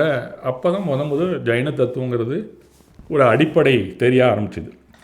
ஆனால் அவர் கூட போகணும் அப்படிங்கிற ஒரு எண்ணம் எப்படியோ மனசுக்குள்ளே வந்துச்சு. எங்கள் அப்பா சொல்லிட்டு இருந்தார், நீ அவர் கூட போனீங்கன்னா நிறைய விஷயம் தெரிஞ்சுக்கலாம், நீ இது இது அது இதுன்னு எங்கள் அப்பாட்ட கேட்டுட்ருப்பேன், ஏன் இந்த சாமி இருக்குது, ஏன் நம்ம அந்த மல்லிகை தீர்த்தங்கரை கும்பிடணும், இந்த மாதிரி கோவில் எப்போ பார்த்தாலும் கேட்டுட்ருப்பேன். அவர் சில விஷயங்கள் சொல்லுவார், இதுக்கு மேலே நீ தெரிஞ்சுக்கணும்னா இவர் கூட போடா அப்படின்ட்டார். ஓ, நம்ம போனோம்னா ஏதாவது தெரிஞ்சுக்கலாம் அப்படிங்கிற ஒரு ஆர்வம் எனக்கு வந்தது. ரெண்டாவது, இவர் ட்ரெஸ் இல்லாமல் இருக்கிறார ஒரு ஆண், அது கூட போனால் நம்ம தெரிஞ்சுக்கலாம் அப்படிங்கிற ஒரு சிந்தனையும் எனக்கு இருந்தது அந்த நேரத்தில். சரி போவோம் அப்படின்னோட எங்கள் மதர் கொஞ்சம் பயந்தாங்க, நீ போனீங்கன்னா அப்படியே சாமியாரை போடுவேன், அந்த ஆளுங்கெல்லாம் வசியம் பண்ணி கொண்டு போயிடுவாங்க, போவாத அப்படின்னு பயங்கர தடங்கள். அப்பா தான் சொன்னாங்க, அதெல்லாம் அவன் போக மாட்டான், திரும்பி வந்துடுவான் சும்மாரின்னு சொல்லி எங்கள் அம்மாவை சமாதானப்படுத்தினதுக்கு அப்புறம், ஏன்னா நான் ஒரே ஒரு சன்னு, எனக்கு நோ பிரதர் நோ சிஸ்டர், அதனால் அவங்க பயந்துட்டாங்க. அதுக்கப்புறம் நான் போயிட்டேன். அப்போ கூட போக போதான் தெரிஞ்சுது அவர் ஒரு நாலெட்ஜ் பேங்க் அப்படிங்கிறது. ஏன்னா நமக்கு நாலெட்ஜுக்காக எவ்வளோ நூல்களை பரட்டுறோம், எவ்வளோ இப்போ மீட்டிங் கேட்குறோம், பல ஆன்மீக சொற்பொழிவு கேட்குறோம், அத்தனையும் ஒரு இடத்துல கிடைக்குதுன்னு சொன்னால் அவங்க மேலே மதிப்பு இருக்கும்ல. ஓ, நிர்வாணமாக இருந்தாலும் இவ்வளோ விஷயம் அவர் தெரிஞ்சு வச்சுருக்காரா அப்படிங்கிறது ஒரு 2-3 நாளையே எனக்கு தெரிய ஆரம்பிச்சிது. நான் ஏதாவது கிராஸ் கொஸ்டின் பண்ணிகிட்டே இருப்பேன். நான் எனக்கு ஹிந்தி அந்த அளவுக்கு தெரியாது, கூட வந்தவங்க ஏதாவது ட்ரான்ஸ்ஃபர் ஒரு 3 நாளையிலே அவர் எங்கெங்கேயோ ட்ராவல் பண்ணிட்டு வந்தார், கொஞ்சம் கொஞ்சம் தமிழ் தெரிஞ்சுக்கிட்டா இருப்பார். நான் ஒரு வேர்டு சொன்னனால இதாக தான் இருக்குன்னு அனுமானிச்சிடுவார் கரெக்டாக. அந்த மாதிரி ஒரு வித்தியாசமான ஒரு மனிதரை முதல்ல நான் பார்த்தேன். எப்படின்னா, சிலது நம்ம தப்பாக எழுதியிருந்தால் கூட சைக்கோ லிங்குவிஸ்டிக்னு ஒரு மெத்தட் இருக்குது, நம்ம மைண்ட்லேயே இருக்குது. நம்ம உச்சரிப்பத்தை நம்மவே படிச்சுட்டு போயிடுவோம். அந்த வார்த்தை நீங்கள் திருப்பி நிதானமாக பார்த்தோம்னா தப்பாக எழுதியிருப்பான், ஆனால் நம்ம கரெக்டாக படிப்போம், ஏன்னா பழக்கத்தில். அந்த மாதிரி அவருக்கு ஒரு சைக்கோ லிங்குவிஸ்டிக் ப்ராப்ளம் மாதிரி நம்ம ஸ்பீச்சையே கேட்கக்கூடிய ஒரு டெக்னாலஜி அவர்கிட்ட இருந்தது. நான் தமிழில் பேசினா கூட எப்படி ஒரு ஜெமினி ஆப் இல்லாமையே அவர் அப்படியே டிரான்ஸ்லேட் பண்ணி அவர் தெரிஞ்சுக்குவார். எனக்கு ஆச்சரியமாக இருக்கும், என்னடா நம்ம தமிழில் சொல்லலை, இந்த இடையில ஒரு இன்டர்பிரிட்டேஷன் யாரும் இல்லை, இருந்தாலும் புரிஞ்சுக்கிறாரு அப்படிங்கிற ஒரு அடுத்த ஆச்சரியம் எனக்கு வந்து. கூடவே போவேன், ஒரு கொஞ்ச நாள் இங்கே இருந்ததுலேயே தமிழ் தெரிஞ்சிட்டு இருப்பாரோ அப்படிங்கிறது மாதிரி. போக போக சுத்தமாகவே நிர்வாணமாக ஒரு நாள் விட்டு ஒரு நாள் மட்டும் சாப்பிட்டுக்கிட்டு, இப்போ நேற்றுக்கு எடுத்தார்னு நினைக்கிறேன் அந்த விரதம், சாரித்திர சுற்றி விரதம், அது அவர் எடுத்திருந்தார். அதுக்கு மேலே எனக்கு தெரியாது, அது அந்த விதானம் அந்த மாதிரி ஒரு நியமம் எடுத்திருக்கிறது அந்த காலத்தில் எனக்கு தெரியாது. இவர் எப்படா ஒரு நாளைக்கு பார்த்தா எப்படியும் ஒரு 18 கிலோமீட்டர் நடப்பார், சில நாளைக்கு 22 கிலோமீட்டர் நடப்பார், ஒரு வேளை மட்டும் சாப்பிட்டு வருவார். சரி, மறுநாள் பார்த்தா அவர் சாப்பிட மாட்டார். இன்னும் நம்ம 3 வேளையும் முக்கிட்டு சாப்பிட்றோம், நம்மளால் நடக்க முடியல, அந்த ஒரு வேளை சாப்பிட்டு அதுவும் ஒரு நாள் விட்டுவிட்டு எப்படா நடக்கிறாரு, இவர்கிட்ட ஏதோ ஒரு விஷயம் இருக்குது அப்படின்னா அது ஒரு ஆச்சரியம் எனக்கு. அப்புறம் தான் அவர் கூடவே இதெல்லாம் எப்படி செய்றீங்க, ஏன் இப்படி நீங்கள் இப்போ சாப்பிடாமல் உங்களை போட்டு வருத்திக்கிறீங்க. ரொம்ப அவர் வரும்போதெல்லாம் இளைஞர், அவர் ஒரு வயது முதிர்ந்தவர் இல்லை, என்னோட ஒரு 10 வயசு கூட இருக்கலாம் அவருக்கு, அவ்வளோதான். அவர்கிட்ட கேட்டால் நம்ம ஒரு வார்த்தை கேட்டோம், ஒரு டவுட் கேட்டோம்னா ஒரு 2 சென்டென்ஸில் கூட நமக்கு புரியுற மாதிரி சொல்லக்கூடிய ஒரு திறமை அவர்கிட்ட இருந்தது. அது ஒரு ஆச்சரியம் எனக்கு. நம்ம அதுக்கு மாதிரி கேட்க மாட்டோம் டவுட்டு, என்ன மாதிரி வளன்னு பேசி எக்ஸ்ப்ளனேஷன் கொடுக்குற ஒரு மனிதர் இல்லை. இதே கொஸ்டினை நீங்கள் அவர்கிட்ட கேட்டிங்கன்னா உடனே சொல்லிவிடுவார். அந்த டேலண்டெல்லாம் அவர்கிட்ட இருந்ததையும் பார்த்தேன். ஆஹா, இவர்கிட்ட ஏதோ ஒரு விஷயம் இருக்குப்பா அப்படின்னு. அப்புறம் தொடர்ந்து போக ஆரம்பித்து 17 நாள் நான் போயிட்டு இருந்தேன். தனியாகவே தான் போவார், நம்ம இல்லைனாலும் அவர் பாட்டு ஃபாஸ்ட்டாக போயிட்டே இருப்பார், நாங்கள் ஓடுவோம் பின்னாடியே. ஆனால் எப்படா ஒரு ஜட்டி கூட போடாமல் இவ்வளோ வேகமாக ஒரு மனிதன் துணிச்சலாக போயிட்டுருக்காரு அப்படின்னு எனக்கு ஒரு பயம் கூட இருக்கும். அப்போ தான் தெரிஞ்சுது, நம்ம ட்ரெஸ்ஸு போட்டாலும் இந்த உலகத்தில் வாழ முடியும், இல்லைன்னாலும் வாழலாண்டான்னு அன்றைக்கி தான் தெரிஞ்சுக்கிட்டேன். அது ஒரு பெரிய ஆச்சரியமான விஷயம். அப்போ எனக்கு ஒரு நம்பிக்கையை அவர் கொடுத்தார் அந்த விஷயத்தில். அவர் கூடவே போக ஆரம்பித்தோம், பல கொஸ்டின்ஸ் கேட்போம். ஏன் நீங்கள் கல்யாணம் பண்ணிக்கல அப்படின்னா, நிம்மதியாக இருந்தலான்னு இருந்துட்டிங்களா அப்படின்னு நக்கலாக கூட கேட்போம். அதுக்கெல்லாம் காரணம் சரியாக சொல்லுவார். அப்போ காமம்னா என்ன அப்படிங்கிறத ஒரு நாள் ஒரு 1/2 அன் ஹவர் எங்களுக்கு சொன்னார். காமங்கிறது உடம்புல ஏன் வருது அப்படின்னு. ஒரு விலங்குக்கு இருக்கிற காமத்துக்கும் மனிதனுக்கு இருக்கிற காமத்துக்கும் வித்தியாசம் இருக்குது. அவனுக்கு அந்த விலங்குக்கு காமங்கிறது அதோடு முடிஞ்சு போச்சு. ஆனால் நாம் காமத்தை இச்சையோடு சேர்த்து வச்சுருக்கோம் மனிதர்கள். இந்த இச்சைங்கிறது மனசில் போட்டு பரட்டி திருப்பி வேணும்னு சொல்லணும். அந்த ஆசை விளைவுல போய் நம்மளது காமம் உட்கார்றதுனால நாம் பிரம்மச்சரியம் எடுக்க வேண்டியதாக இருக்குது. மிருகங்கள்லாம் அதை எடுக்க வேண்டிய அவசியம் இல்லை அப்படின்னு நுணுக்கமாக ஒரு ஜுவாலஜிக்கல் ப்ரொஃபஸர் மாதிரி எங்களுக்கு சொன்னார். அப்போ தான் நான் காமத்தை பற்றிய சிந்தனை எனக்கு என்னன்னே தெரிஞ்சுது. அதுக்கப்புறம் நம்ம வாழ்க்கையில் நம்ம வேணா எத்தனை குழந்தை வேணால் பெற்றுக்கலாம், வேணான்னா கூட விடலாங்கிறதே எனக்கு தெரிஞ்சுது. அதை நம்ம எங்கேயோ ஒரு இடத்துல கொண்டு போய் ப்ளேஸ் பண்ணுறோம். அதனால தான் பல கஷ்டங்கள் நமக்கு வருது அப்படிங்கிறத அவர் தெளிவாக ஒரு 1/2 ஹவரில் சொன்னார். இந்த மாதிரி ஒவ்வொரு விஷயமும் அவர்கிட்ட கேட்டுட்டு போகும்போது அவர் கூடவே போனால் தேவலான்னு தான் எனக்கு தோணுச்சு. ஆனால் எங்கள் அம்மா போகும்போதே சொல்லி அனுப்பிச்சிட்டாங்க, நீங்கள் அவர் கூட போகக்கூடாது, திரும்பி வந்துடணுன்னு. அதனால் 17 நாளில் வந்துட்டேன். இதுமாரி நிறைய அனுபவங்கள் உண்டு. நாயெல்லாம் குலைக்கும், அவர் கிட்டக்க வந்தால் ஒன்றும் குலைக்காது, வாழை ஆட்டிட்டு கிட்டக்க வரும். இதே ஒரு பைத்தியக்காரன் போனான்னா அவளை குலைச்சிக்கிட்டே இருக்கும். ஆனால் இவர் நிர்வாணமாக அதேமாரி தான் இருப்பார். இவரை வந்து குலைக்காது கிட்டக்க வந்தான். நிறையா அற்புதங்கள் நான் பார்த்துருக்கேன். ஒரு போலீஸ்கார் கூடவே வந்தார். அவர் நான் ஜெயின். அவருக்கு இவ்வளோ ஒரு நாள் 2 நாள் வந்தார். அதுக்கப்புறம் அவர் டியூட்டி முடிஞ்சு போச்சு. நான் போகணுன்ட்டு கிளம்புனார். இப்போ சரி போயிட்டு வாங்க அப்படின்னோடனே என்ன நினச்சாலும் போனவர் வீட்டுக்கு போனோடனே திரும்பி மறுபடியும் வந்து டியூட்டியை ஸ்பெஷலாக வாங்கிட்டு அவரும் கூடவே வர ஆரம்பிச்சிட்டார். அது மாதிரி ஒரு ஈர்ப்பு அவர்கிட்ட இருந்தது. பல பேர் வந்து டியூட்டி இல்லாமலே போலீஸ்லாம் வர ஆரம்பித்தாங்க. கடைசி நாள் பார்த்தா ஒரு 10 போலீஸு, 2 பேர் ட்ரெஸ்ஸு, பாக்கி 8 பேர் அன்யூனிஃபார்ம்லேயே வந்தாங்க, நான் யூனிஃபார்மில். இது மாதிரி சில விஷயங்கள்லாம் அவரோட கூட போனீங்கன்னா நம்ம தெரிஞ்சுக்கலாம். ஓகே, இன்னும் நிறையா இருக்குது, நம்ம அதை வந்து பேசிகிட்டே இருக்கோம். நீங்க ஏதாவது அறநூல்கள் நீங்க தனிப்பட்டு நீங்களே எழுதிருக்கீங்களா? அறநூல்கள், நம்ம சமயம் சார்ந்த நூல்கள் ஏதாவது எழுதி கட்டுரைகள்லாம் எழுதிருக்கீங்கன்னு சொல்லியிருந்திருக்கீங்க. அந்த கட்டுரைகளை பற்றி அனுபவம் அதெல்லாம் தொகுத்து ஏதாவது நூல் மாதிரி போட்டிருக்கீங்களா? நூல்னு ஒன்று நான் என்ன பண்ணல. நான் முதல்ல நூல்னு போட்டு ஈபப்பில் அதை ஏற்றினேன். அது வந்து ஸ்ரீ பால மகாராஜா சரித்திரம் தான். ஏன்னு சொன்னால் அது முதல் எங்கள் பாட்டி எனக்கு சொன்ன கதை. அது மட்டும் எழுதி அதை வந்து நீங்கள் கிண்டலில் படிக்கிறது மாதிரி அப்லோட் பண்ணி விட்டேன். அது என்னோடய பிளாகில் கூட இருக்குது. அப்புறம் வந்து கொஞ்சம் எனக்கு இந்த ஃபேமிலி ஓரியன்டு ஸ்ட்ரகிள்ஸு, அதில் இருக்கிற பிரச்சனைகள், இதெல்லாம் நான் சின்ன வயசுலேருந்தே பார்த்துருக்கேன். எங்கள் அப்பாவும் அம்மாவும் பொழுதனைக்கும் சண்டை போட்டுப்பாங்க. சண்டை போடாத நாளே கிடையாது. ஆனால் சேர்ந்து வாழ்வாங்க. அது எப்படின்னு எனக்கு தெரியல. அதெல்லாம் கூட நம்ம கொஞ்சம் அப்படியே பார்த்து தெரிஞ்சுக்கிட்டேன். நம்ம பின்னாடி எப்படி சண்டை போடாமல் இருக்கணும் அப்படிங்கிறத தெரிஞ்சுக்கிட்டது எங்கள் அம்மா அப்பாட்ட தான். அது மாதிரி இந்த காலத்தில் நான் அதை வச்சு பல பேருக்கும் நான் கவுன்சிலிங் பண்ணக்கூடிய ஒரு பழக்கம் எனக்கு வந்தது. இதில் அதை கவுன்சிலிங் எனக்கு கற்றுக் கொடுத்ததே எங்கள் அம்மாவும் அப்பாவும் தான். எப்படியெல்லாம் நடக்காமல் இருந்தால் அவங்க மாதிரி எல்லோரும் ஒன்றா இருக்கலாம் அப்படிங்கிறத நாங்கள் தெரிஞ்சுக்கிட்டோம். என்னை பொறுத்த வரைக்கும் அதெல்லாம் ஒரு நூலாக போட்டால் உறவும் தெளிவும் அப்படின்னு சொல்லி அது என்னுடைய ஃப்ரெண்ட் சர்க்கிளில் தான் கொடுத்தேன். வேறு ஒன்றும் நம்ம வெளியில் வரல. அது கூட என்னுடைய சைட்டில் இருக்குது. அதுக்கப்புறம் எல்லாம் டிஜிட்டலாக ஏற்ற ஆரம்பித்தோன்னே இதிலே அப்லோட் பண்ணிகிட்டு இருக்கேன். எல்லோரும் நிறைய பேர் படிக்கிறாங்க. நேற்று வரைக்கும் 5,67,000 பேர் படிச்சிருக்காங்க என்னுடைய ahimsayatri.comல. நேற்று ஒரு நாள் மட்டும் 266 பேர் படிச்சிருக்காங்க. எனக்கு ஸ்டாட்டிஸ்டிக்ஸ் டெய்லி வந்துடும். அப்புறம் நான் ஏன் ஒரு புத்தகம் போடணும்?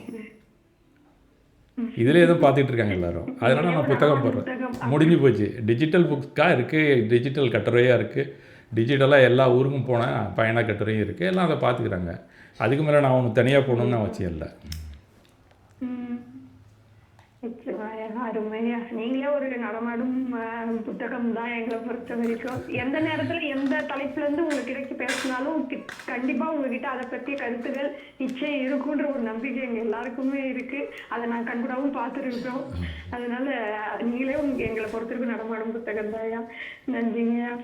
இப்போ இந்த சவுனர்களையும் இந்த ஜினாலயங்களையும் அழிக்கிறதுக்கு புனைக்கதைகள் புனைந்து குளம் வெட்டி தஞ்சையில நடந்ததா சொல்லப்படுற அதோடைய உண்மைத்தன்மை பற்றி, அது உண்மைதானா அப்படிங்கிற மாதிரி நீங்க எப்படி பாக்குறீங்க தஞ்சாவூர்ல நடந்த ஒரு விஷயத்த? அதை பற்றி நான் முழுமையாக நான் தெரியாது. அதோட அடிப்படையில் ஆரம்பத்தில் என்ன நடந்ததுன்னு தெரியாது. மேலோட்டமாக தான் தெரியும். எதையுமே நம்ம அறக்குறையாக ஒரு விவரத்தை வைத்துக்கொண்டு அடுத்தவங்களுக்கு சொல்கிறதோ கற்பித்தலோ தவறான செயல். அது முழுக்க திருப்பி மறுபடியும் நீங்கள் கேள்வி கேட்டிங்கன்னா என்னால் பதில் சொல்ல முடியாது அதில். அதனால் அது முழுமையாக தெரிஞ்சதுக்கு பிற்பாடு வேணால் நான் உங்களுக்கு சொல்லலாம். சரிங்க. இப்போ பிற்காலத்தில் வட இந்திய ஆச்சாரியர்கள் மூலமாக அந்த தமிழகத்தில் தற்போது உலவி வருது இல்லையா, பிரதமான யோக கதைகள் இப்போ உள்ள நுழைஞ்சிருக்கு. இதை பற்றி நீங்கள் என்ன நினைக்கிறீங்க? அங்கேருந்து வந்த பிரதமான கதைகள் தானே அது. நம்மளுக்கு தகுந்தப்ப ராமாயணத்தை எடுத்துக்கிட்டால் வால்மீகி ராமாயணம் இருக்குது. இங்கே வந்தால் கம்ப ராமாயணம் தான். அதை பற்றி நான் அசோக்கு சொன்னதை சொல்லலாம், ஆனால் உனக்கு தெரிஞ்சிருக்குமா? அசோக் குமார் தான் சொல்கிறேன். எனக்கு என்னோட நெருங்கிய நண்பர் தான் அவர். எங்கள் ஊருக்கு அடிக்கடி வருவார். முத பட்டிமன்றம் ஏற்றி எப்படி பேசணுன்னு எனக்கு சொல்லி கொடுத்தது அசோக்கு தான். அதுக்கு முன்னாடி வெறும் மேடை தான் பேசுவேன் நான். அப்போ தான் எங்கள் ஆசிரியர் எனக்கு சொல்லிக் கொடுப்பாரு, நீ மேடையில் ஏறினீன்னா பேச்சு போட்டி அது எது நடந்ததுன்னா நீ கீழே இருக்கணும்னா முட்டாள்னு நினச்சிட்டு பேசு அப்படின்னு எனக்கு சொல்லிக் கொடுத்தாரு. நான் பேசிகிட்டு இருந்தேன். இந்த பட்டிமன்றம் வந்தபோது தாத்தா வந்திருந்தாங்க, விஷபதாஸ் தான், அவர் தான் நடுவர். நான் வந்து சிந்தாமணியில் துறவரமாக, அவர் காதலாக, அவர் எடுத்துக்கிட்ட சப்ஜெக்டு. தப்பாக எடுத்துக்க வேணாம், கொஞ்சம் நாங்கள் அந்த மாதிரி பழகிற ஆளுங்க தான் வச்சுங்களேன். நீ காதலை பற்றி நல்லா பேசுவாப்பில், நான் வந்து துறவரத்தை பற்றி பேசிகிட்டு இருந்தேன். அப்போது எனக்கு முத நான் பேசுகிறேன், எனக்கு எப்படி பேசுனே தெரியாது, நான் எப்பயும் மேடையில் பேசுகிற மாதிரி கடப்படன்னு பேசினேன் அப்படின்னு. நீ மேடையில் பேசும்போது என்ன சொல்லி கொடுத்துருக்க உனக்குன்னு, கீழே இருக்கிறவன் முட்டாள்னு, நீ எதிர்கட்சியில் இருக்கான்ல நானும் முட்டாள்னு நினச்சிட்டு பேசு அப்படின்னாரு. அதுதான் பேசிக் குவாலிஃபிகேஷன். அதனால் நான் அன்றைக்கி பேச முடிஞ்சதுன்னு வச்சுங்களேன். அந்த மாதிரி இது தமிழ்நாட்டை பொறுத்த வரைக்கும் நம்ம பல விஷயங்களை அதுமாரி நம்ம தெரிஞ்சுக்கிட்டது பேசுகிறது தான் நல்லது. இப்போ இந்த குளத்தில் நடந்ததுன்னு சொன்னால் அது தெரியல. அந்த மாதிரி பிரதமான யோக கதைகள்ங்கிறது தமிழ்நாட்டுக்கு அடாப்டபிலிட்டியாக என்ன இருக்கோ, கம்பராமாயணம் மாதிரி, அந்த மாதிரி நம்ம வந்து நம்மளுடைய பண்பாட்டுக்கு, தமிழ் இலக்கியத்தில் என்ன பண்பாடுகள் இருக்கோ, என்னென்ன இலக்கணங்கள் இருக்கோ, நமக்குன்னு லைஃப் ஸ்டைலே வேறு.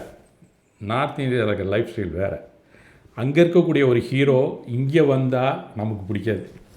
இங்கே இருக்கிற ஹீரோவை டிரான்ஸ்ஃபார்ம் பண்ணணும், அதன் பிறகு நம்மளுடைய தத்துவத்தை அதில் கொண்டு வரணும். இப்படி எழுதப்பட்ட தமிழ் இலக்கியங்கள் தான் நமக்கு பிடிக்கும். அதனால் அந்த பிரதமான யோக கதைகளை அது வந்து ஒரு புனிதமான கதை அப்படிங்கிறதுக்கெல்லாம் ஒரு மனப்பாடம் பண்ணி சொல்லலாம் என்னை பொறுத்த வரைக்கும். ஆனால் உள்ளுக்குள்ளே வாங்கணும்னு நினச்சா அந்த நம்மளுடைய இருக்கக்கூடிய பெருங்காப்பியம், ஐஞ்செருங்காப்பியங்கள், இதில் இருக்கக்கூடிய ஸ்டைலில் நமக்கு சொன்னால் தான் நமக்கு அடாப்ட் ஆகும்.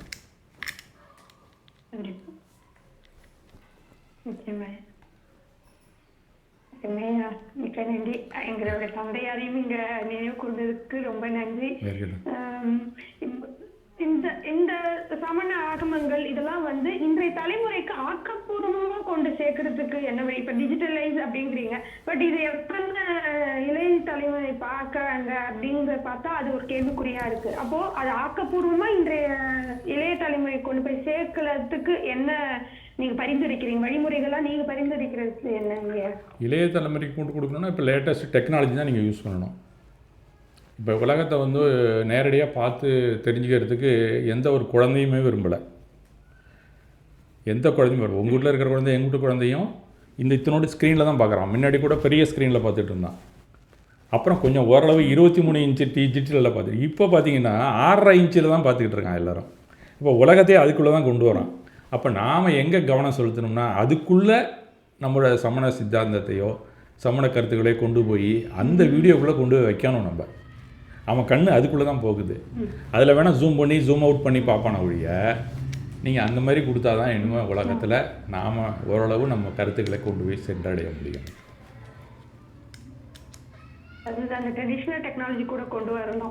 வேறு ஒன்றும் கிடையாது, அது அப்டேஷன் நமக்கு வேணும். அப்டேஷன் இல்லாமல் எந்த ஒரு மதமோ எந்த ஒரு குலமோ எந்த ஒரு சமூகமோ முன்னேறி வரவே முடியாது.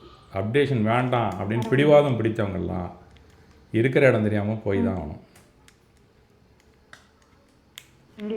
Okay okay. இப்படி நீங்க அர்ப்பணிக்கே உங்களை அர்ப்பணிச்சிருக்கீங்க. இதுல வந்து உங்களுடைய குடும்ப உறவினர்கள் உறுப்பினர்களுடைய உதவி மற்றும் ஆதரவு நிச்சயமா எல்லா வீட்லயும் அர்ப்பணிக்கு போறவங்களை வந்து இழுத்து பிடிப்பாங்க தான். அந்த மாதிரி ஏதாவது அனுபவம் உங்களுக்கு இருக்கா? இல்ல நீங்க செய்யுங்க அப்படின்ட்டு உங்களை விட்டாங்களா? எப்படி இருந்தது? இல்ல ரெண்டுமே கலந்து இருந்ததா? சில விஷயம் பெரும்பாலும் ரெண்டுமே, பெரும்பாலும் அர்ப்பணிக்க கொடுக்கக்கூடிய குடும்பங்களில் முதல் தலைமுறையில் எங்கள் அப்பா இருந்துட்டார். அவர் எங்கள் குடும்பத்தையே கவனிக்கலை, முழுக்க அதிலே போயிட்டார். அது சம்மந்தப்பட்ட செயல்களில் ஈடுபாடுகளில் தான் இருப்பார். வாரம் ஒரு தடவை வருவார், மாதம் ஒரு தடவை வருவார், குடும்பத்தை கவனிக்கவே மாட்டார் அவர். ஆனால் முழுக்க ஜைனிசம் என்னவோ அவருக்கு நல்லாவே தெரியும். இன்னும் சொல்லப்போனால் நான் கூட ஒரு 6 சட்டை 7 சட்டை வச்சுருப்பேன். அவர் ஒரு ட்ரெஸ்ஸு ஒரு வேட்டி தான் கட்டிட்டு வருவார். அதை அழுக்காக போச்சுன்னா அதை தூக்கி போட்டுட்டு புதுசு கடையில் வாங்கி அங்கேயே போட்டுக்கிட்டு அங்கே வெளியில் நிற்கிற பெக்கர்ட்டை கொடுத்துட்டு போயிடுவார். அந்த மாதிரி அவர் வாழ்வார். அந்த மாதிரி அறம்லாம் இருந்தால் குடும்பத்துக்கு சரியாக இருக்குமா? அவர் ஒரு முன்னோடி எனக்கு. அதனால் நான் வந்து அந்த மாதிரி இருக்கக்கூடாது அப்படிங்கிற ஒரு விஷயத்தை நான் தெரிஞ்சுக்கிட்டு அந்த லெவலில் நான் மெயின்டைன் பண்ணுறதுனால எங்கள் வீட்டில் இருக்கிறவங்க எனக்கு கோஆப்ரேட் பண்ணுறாங்க. நானும் அறப்பணி தான் செய்கிறேன். அது எப்படி இருந்தால் சரியாக இருக்குமோ அவங்களையும் சாட்டிஸ்ஃபை பண்ணிக்கிட்டு நானும் சாட்டிஸ்ஃபை பண்ணிக்கிட்டு தான் என்னுடைய அறப்பணி தொடர்ந்து கொண்டு இருக்கிறது. அவ்வளோதான். அதை இன்னும் விவரமாக சொன்னால் வீட்டுக்குள்ளே இப்போ பிரச்சனையாகிடும். அதனால் சில காம்ப்ரமைஸ்லாம் ஓட்டிக்கணும். அதெல்லாம் ஓகே ஓகே. அதனால் பிரச்சனையே இல்லை. ஆமாம். அதனால் அறப்பணி செய்யாதவங்க யாருமே இல்லை.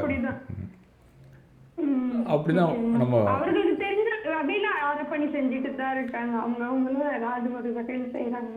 ஆமா ஆமா ஆமா. ஆனா சரி, நேரம் போய்கொண்டே இருக்கு.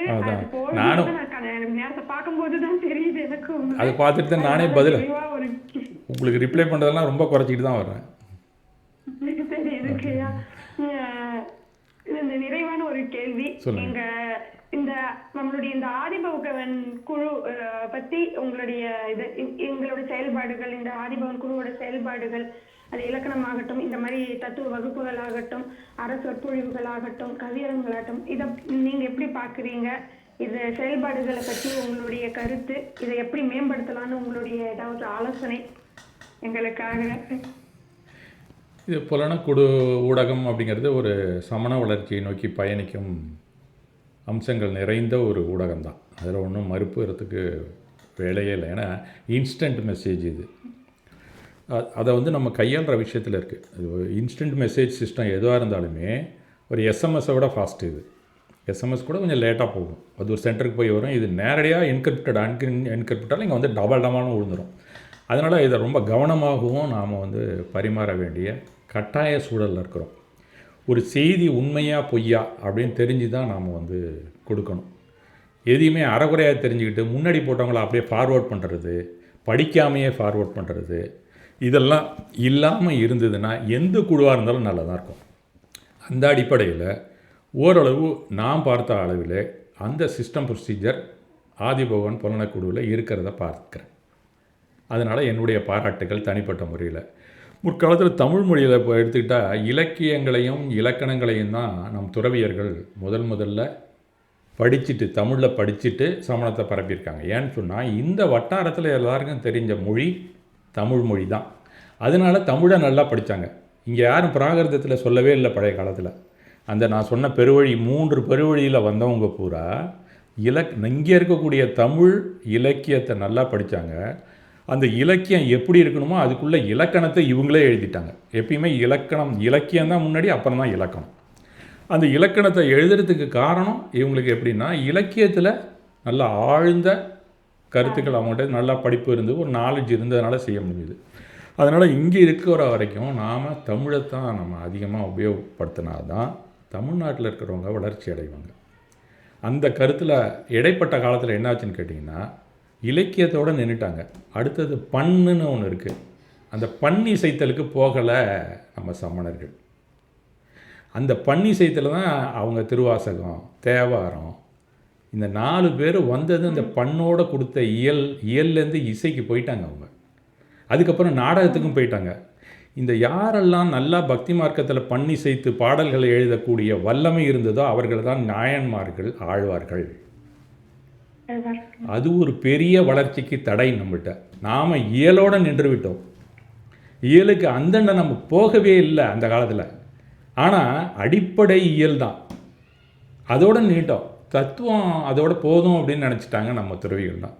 அடுத்தது பாட்டு பாடுறதில் வல்ல மும்மூர்த்தி இசை மேதைகள்லாம் மற்ற இதெல்லாம் இருக்காங்க. இந்த தியாகராஜ பாகவதர், முத்துசாமி தீட்சிதர், இவங்க எல்லாமே இசை வடிவில் கொடுத்தோன்னே அட்ராக்ட் ஆகிட்டு. இன்றைக்கி மீடியா எடுத்துக்கிட்டால் எதில் ஓடிக்கிட்டு இருக்கு? இசையிலையும் நாடகத்தில் தான் மீடியா ஓடுது. அத்தனை பேரும் வசப்பட்டு நிற்கிறான். அன்றைக்கி பட்டுக்கோட்டை கல்யாண சுந்தரத்துலேருந்து கண்ணதாசன்லேருந்து இன்றைக்கி இருக்கிற வைரமுத்து பாடல்களை கேட்டு தான் மயங்கி காசை தூக்கி கொடுக்குறான் இல்லைங்களா? இதெல்லாம் நம்ம செய்யலை. அதனால தான் சமணம் அருகணத்துக்கு ஒரு காரணம். அதை நீங்கள் இயலுடன் இல்லாமல் கவிகளை எழுதி இசை வடிவத்திலையும் நாடகத்திலையும் நீங்கள் கொடுக்கணுங்கிறது என்னுடைய வேண்டுகோள். அப்போ தான் சமணம் வளர்ச்சி பண்ணும். அதான் அந்த ஏரியாலையும் போகணும் அப்படிங்கிறது என்னுடைய அவா. அது மட்டும் இல்லை, சாதாரணமாக என்னுடைய பிளான் அந்த லிஸ்ட்ல இது எல்லாமே இருக்கு. நீங்க சொன்ன அத்தனையுமே இருக்கு. ஊடகம் அப்படின்னு சொன்னால் அது மட்டும் ஒரு, ஏன்னா இது நான் சொல்லக்கூடிய கருத்து வந்து ஊடகம் எல்லாரும் யாரும் நடத்துகிறாங்களோ அவங்க அத்தனை பேருக்குமே சொல்லக்கூடிய ஒரு கருத்தாக இருக்கிறதுனால அதை மட்டும் கொஞ்சம் நேரம் நான் உங்களுக்கு சொல்லிடுறேன். ஊடகம் அப்படிங்கிறது நாம் என்னன்னு தெரிஞ்சுக்கணும். அப்புறம் தான் அதில் எப்படி நாம் அதை நம்ம பயன்படுத்தலாம் அப்படிங்கிறத நம்ம தெரிஞ்சுக்கலாம். நாமெல்லாம் எப்படின்னா பல நாடுகள் இருக்குது, இந்தியா மாதிரி பல நாடுகள் இருக்குது. இதில் டெமோக்ராட்டிக் கண்ட்ரி அப்படின்னு சொன்னால் ரெண்டு தான் வலுவான ஜனநாயக நாடு அப்படின்னு சொன்னால் நம்ம நாடு ஒன்று இந்தியா. இந்தியாவில் வந்து 28 மாநிலம், 8 யூனியன் டெரிட்டரி இருக்குது. மொத்தம் 36 ஜூரிஸ்டிக்ஷன் உள்ள பகுதிகளை உள்ளடக்கியது ஜனநாயக நாடாக இருக்குது. ஜனநாயகம் தான் எல்லாருக்கும் தெரியும். ஒரு மக்கள் தனக்காகவே ஒரு தலைவனை தாங்களே தேர்ந்தெடுத்து அவன் சொல்படி நடப்பது தான் சுருக்கமாக சொன்னான். அந்த ஜனநாயக நாடுன்னு எடுத்துக்கிட்டால் அமெரிக்காவும் இந்தியாவும் ஒரே டைப்பு தான். அவன் 50 மாகாணங்கள் அப்படின்னு சொல்லுவான். தமிழில் சொன்னால் நம்ம மாநிலங்கள் சொல்லுவோம். அந்த மாதிரி இருக்கக்கூடிய கண்ட்ரியில் ஒரு ஊடகம் எப்படி இருக்கணும் அப்படிங்கிறத நாம் தெரிந்து கொண்டால் அந்த வழியில் நம்ம பயணித்தோம்னா இந்த நாடும் நல்லாயிருக்கும், அந்த நம்ம மதமும் இருக்கும், எல்லா வளர்ச்சியும் நமக்கு கிடைக்கணும். எல்லாருக்குமே ஊடகத்தை எப்படி பயன்படுத்துறது அப்படிங்கிறது தெரியாமல் தான் பல விஷயங்கள் நமக்குள்ட தேவையில்லாத அபிப்பிராய பேதங்களை வளர்த்து கொண்டு இருக்கிறது. முதல்ல நம்மளுடைய கட்டமைப்பு என்னன்னு சொல்லி பார்த்தா கான்ஸ்டியூஷன் அப்படின்னு சொன்னால் நம்ம வந்து கான்ஸ்டிடியூஷன் தான் எழுதணும். நம்ம சொல்லும்போது கான்ஸ்டியூஷன் தான் சொல்லணும். அதை ஆமாம், அந்த கான்ஸ்டியூஷன் சட்டத்தை இயற்றுறதுக்குன்னு சட்டமன்றம் இருக்குது. அதில் இப்போ யார் உட்காரணும்னா எம்எல்ஏ எம்பிஸ் தான் உட்கார முடியும். அவங்க சட்டத்தை இயற்றிடுவாங்க. அடுத்தது அது சரியாக நடக்கிறோமா நடக்கலையா அப்படிங்கிறது பார்க்குறதுக்கு நீதித்துறை அது தனி. இது ஒரு பில்லர், அது ஒரு பில்லர். அந்த நீதித்துறையில் என்ன பண்ணுவாங்கன்னா சட்டத்தை சரியாக கடைபிடிக்காதவங்கள அவங்கள லா அண்ட் ஆர்டர் போலீஸ் அதை சரி பண்ணி இவங்கள்ட்ட தண்டனை வாங்கி கொடுக்குறதோ ஏதோ செஞ்சு அது தனி. 2 முடிஞ்சு போச்சுன்னா அதுக்கு அடுத்தது பியூரோக்ராட், அட்மினிஸ்ட்ரேஷன் சைடில் வரக்கூடிய ஐஏஎஸ் ஐபிஎஸ்ஸு தாசில்தார் வரைக்கும் அவங்க தான் அதை இந்த 3 விஷயங்கள் வந்து இருந்தால் ஒரு நாடு வளர்ச்சி அடையுமா அப்படின்னு கேட்டால் வளர்ச்சி அடையாது. அதுலேயும் டெமோக்ராட்டிக்கை பொறுத்த வரைக்கும் ஊடகம் ஒரு தனியான ஒரு வேல்யூவை எடுத்துக்குது. என்ன கேட்டுதுன்னா அங்கே என்னென்ன அவங்க சட்டம் இயற்றுறாங்களோ, என்னென்ன நீதிமன்றத்தில் நடக்கிறதோ அத்தனை விஷயத்தையும் எல்லா ஜனங்களுக்கும் கொண்டு போகக்கூடிய ஒரு பொறுப்பான ஒரு விஷயத்தை ஊடகம் தான் செய்து கொண்டு இருக்கணும். அதுக்கு பேர் தான் ஊடகம். அதே சமயத்தில் இப்போ வாழக்கூடிய என்னுடைய தராதரமோ என்னுடைய வாழ்க்கை தரம் சரியில்லை அப்படின்னு நாமெல்லாம் புலம்புறோம்ல, அது திருப்பி அப்படியே அவங்களுக்கு கொண்டு போய் சேர்க்கணும். இந்த இன்டர்சேஞ்ச் ஒர்க்கை வந்து நம்ம செய்யறதுக்கு பேர் தான் ஊடகம். அந்த ஊடகத்தில் அவங்களுக்குன்னு சில டெஃபனேஷன்ஸ் இருக்குது, அதுபடி தான் நடந்துகிட்டு இருக்கணும். அதில் வந்து டு எஜுகேட் த பீப்புள் முதல்ல ஊடகம் கரெக்டாக அதை செய்யணும். டு இன்ஃபார்ம் த பீப்புள் என்னென்ன விஷயங்கள் நடக்குதோ அரசாங்கத்தில் நடக்கிறத கரெக்டாக அங்கே இன்ஃபார்ம் பண்ணணும். நம்மள்கிட்ட என்ன நிகழ்ச்சிகள் தவறான விஷயங்கள் நடந்தாலும் திருப்பி அங்கே இன்ஃபார்ம் பண்ணணும். இந்த 2 விஷயம், இது 2 மட்டும் இருந்தால் ஊடகத்தை யாரும் பார்க்க மாட்டாங்க. இடையிடையே டு என்டர்டைன் த பீப்புள், இது 3மே அதோட குவாலிஃபிகேஷன். இதை நம்ம சரியாக செஞ்சோம்னா தான் ஊடகம் சரியான முறையிலே இந்த நாட்டை டெமோக்ரஸியை எந்த பூசலும் இல்லாமல் சரியாக நடத்தி செல்லக்கூடிய ஒரு வலுவான ஒரு பில்லர். அதுதான் அது நம்ம மதத்துக்கும் பொருந்தும். நம்மளுடைய கான்ஸ்டியூஷன் என்ன, நமக்கான நீதியை வழங்கக்கூடிய யார் யார் இருக்காங்க, நாம் யாரை நம்பிக்கையோட நீதி சொல்கிறவங்களான்னு நினைக்கணும். இதெல்லாம் யாருக்குமே தெரியல. அந்த நீதி வழங்கக்கூடியவங்களுக்கே தெரியல நம்ம நீதி வழங்கக்கூடிய இடத்துல இருக்கோன்னு. இதெல்லாம் இல்லை, இதுவும் தெரிஞ்சுக்கல. ஆனால் நம்ம ஊடகத்தை வச்சுக்கிட்டு எல்லாரையும் என்டர்டெயின் தான் பண்ணிகிட்டு இருக்கோம். No education, no information. அப்படியே இருந்தாலும் ராங் இன்ஃபர்மேஷன் தான் நம்மளை பொறுத்த வரைக்கும் வாட்ஸ்அப்பு எல்லாத்துலேயும் வருதுங்கிறது என்னுடைய தாழ்மையான கருத்து. அதை நாம் மாற்றிக்கொண்டாலே நம்மளுடைய கான்ஸ்டியூஷன் எல்லாருக்கும் தெரியணும், நம்மளுடைய அட்மினிஸ்ட்ரேஷனில் யார் யார் இருக்காங்கன்னு எல்லாருக்கும் தெரியணும். அதை எப்படி நாம் கொண்டு போகணும் அப்படிங்கிறத ஊடகம் 2 பேருக்குமே தெரியப்படுத்தி கொண்டு இருந்தால், எல்லா வாட்ஸ்அப்பும் அந்த மாதிரி இயங்கினால் ரொம்ப சீக்கிரமே நம்ம growth ரேட்டு நல்லாயிருக்கும். அதுதான் நான் சொல்லிக்க விரும்புகிறேன். மிக்க நன்றிங்க. அழகா இவ்வளவு நேரம் தெளிவா 2 மணி நேரம் போனதே தெரியாத அளவுக்கு அழகா கேள்விகள் அனைத்துக்கும் சளைக்காம பதில் சொன்ன பத்மராஜ் ராமசாமி, சிந்தனை சிற்பி பத்மராஜ் ராமசாமி அவர்களுக்கு என் மனமார்ந்த நன்றியை குழுவின் சார்பாக தெரிவித்துக் கொள்கிறேன். மிக்க நன்றிங்கய்யா. ரொம்ப நன்றிம்மா. என்னை இந்த புலவனார் குழுவுக்கு துவக்கி பல காரியங்களை நடத்தி வரும் திருவாளர் கவிராசன் மகராசன் அவர்களுக்கும் பிற நிர்வாகிகளுக்கும், என்னை நேர்காணல் செய்ய முன்வந்த திருமதி ஜினவாணி பாகுபலி அவர்களுக்கும், முதலில் இறைவணக்கம் பாடிய திருவாளர் சுந்தர் அவர்களுக்கும், வரவேற்புரை வழங்க முன் வந்த செல்வி திவ்யா குந்துநாதன் அவர்களுக்கும், தலைமை உரையை நெகிழ்வாக உரைத்த கவிராசன் அவர்களுக்கும், இதுவரை எனது உரையை கேட்ட பார்வையாளர்கள் அனைவருக்கும் எனது நன்றியை தெரிவித்துக் கொள்வதோடு, நன்றி உரை கூற காத்திருக்கும் சகோதரி சுபத்ரா சத்யபாலன் அவர்களுக்கும், மங்கள வாழ்த்தை வழங்க துடித்து கொண்டிருக்கும் செல்வி நட்சத்திர ஆசிரியங்குமாரன் அவர்களுக்கும் எனது அட்வான்ஸ் நன்றியையும் தெரிந்து கொண்டு அமர்கிறேன். மிக்க நன்றி. மீண்டும் நாம் ஒருத்தரை சந்திக்கலாம். மிக்க நன்றிங்க. அருமையான ஒரு நிகழ்வு.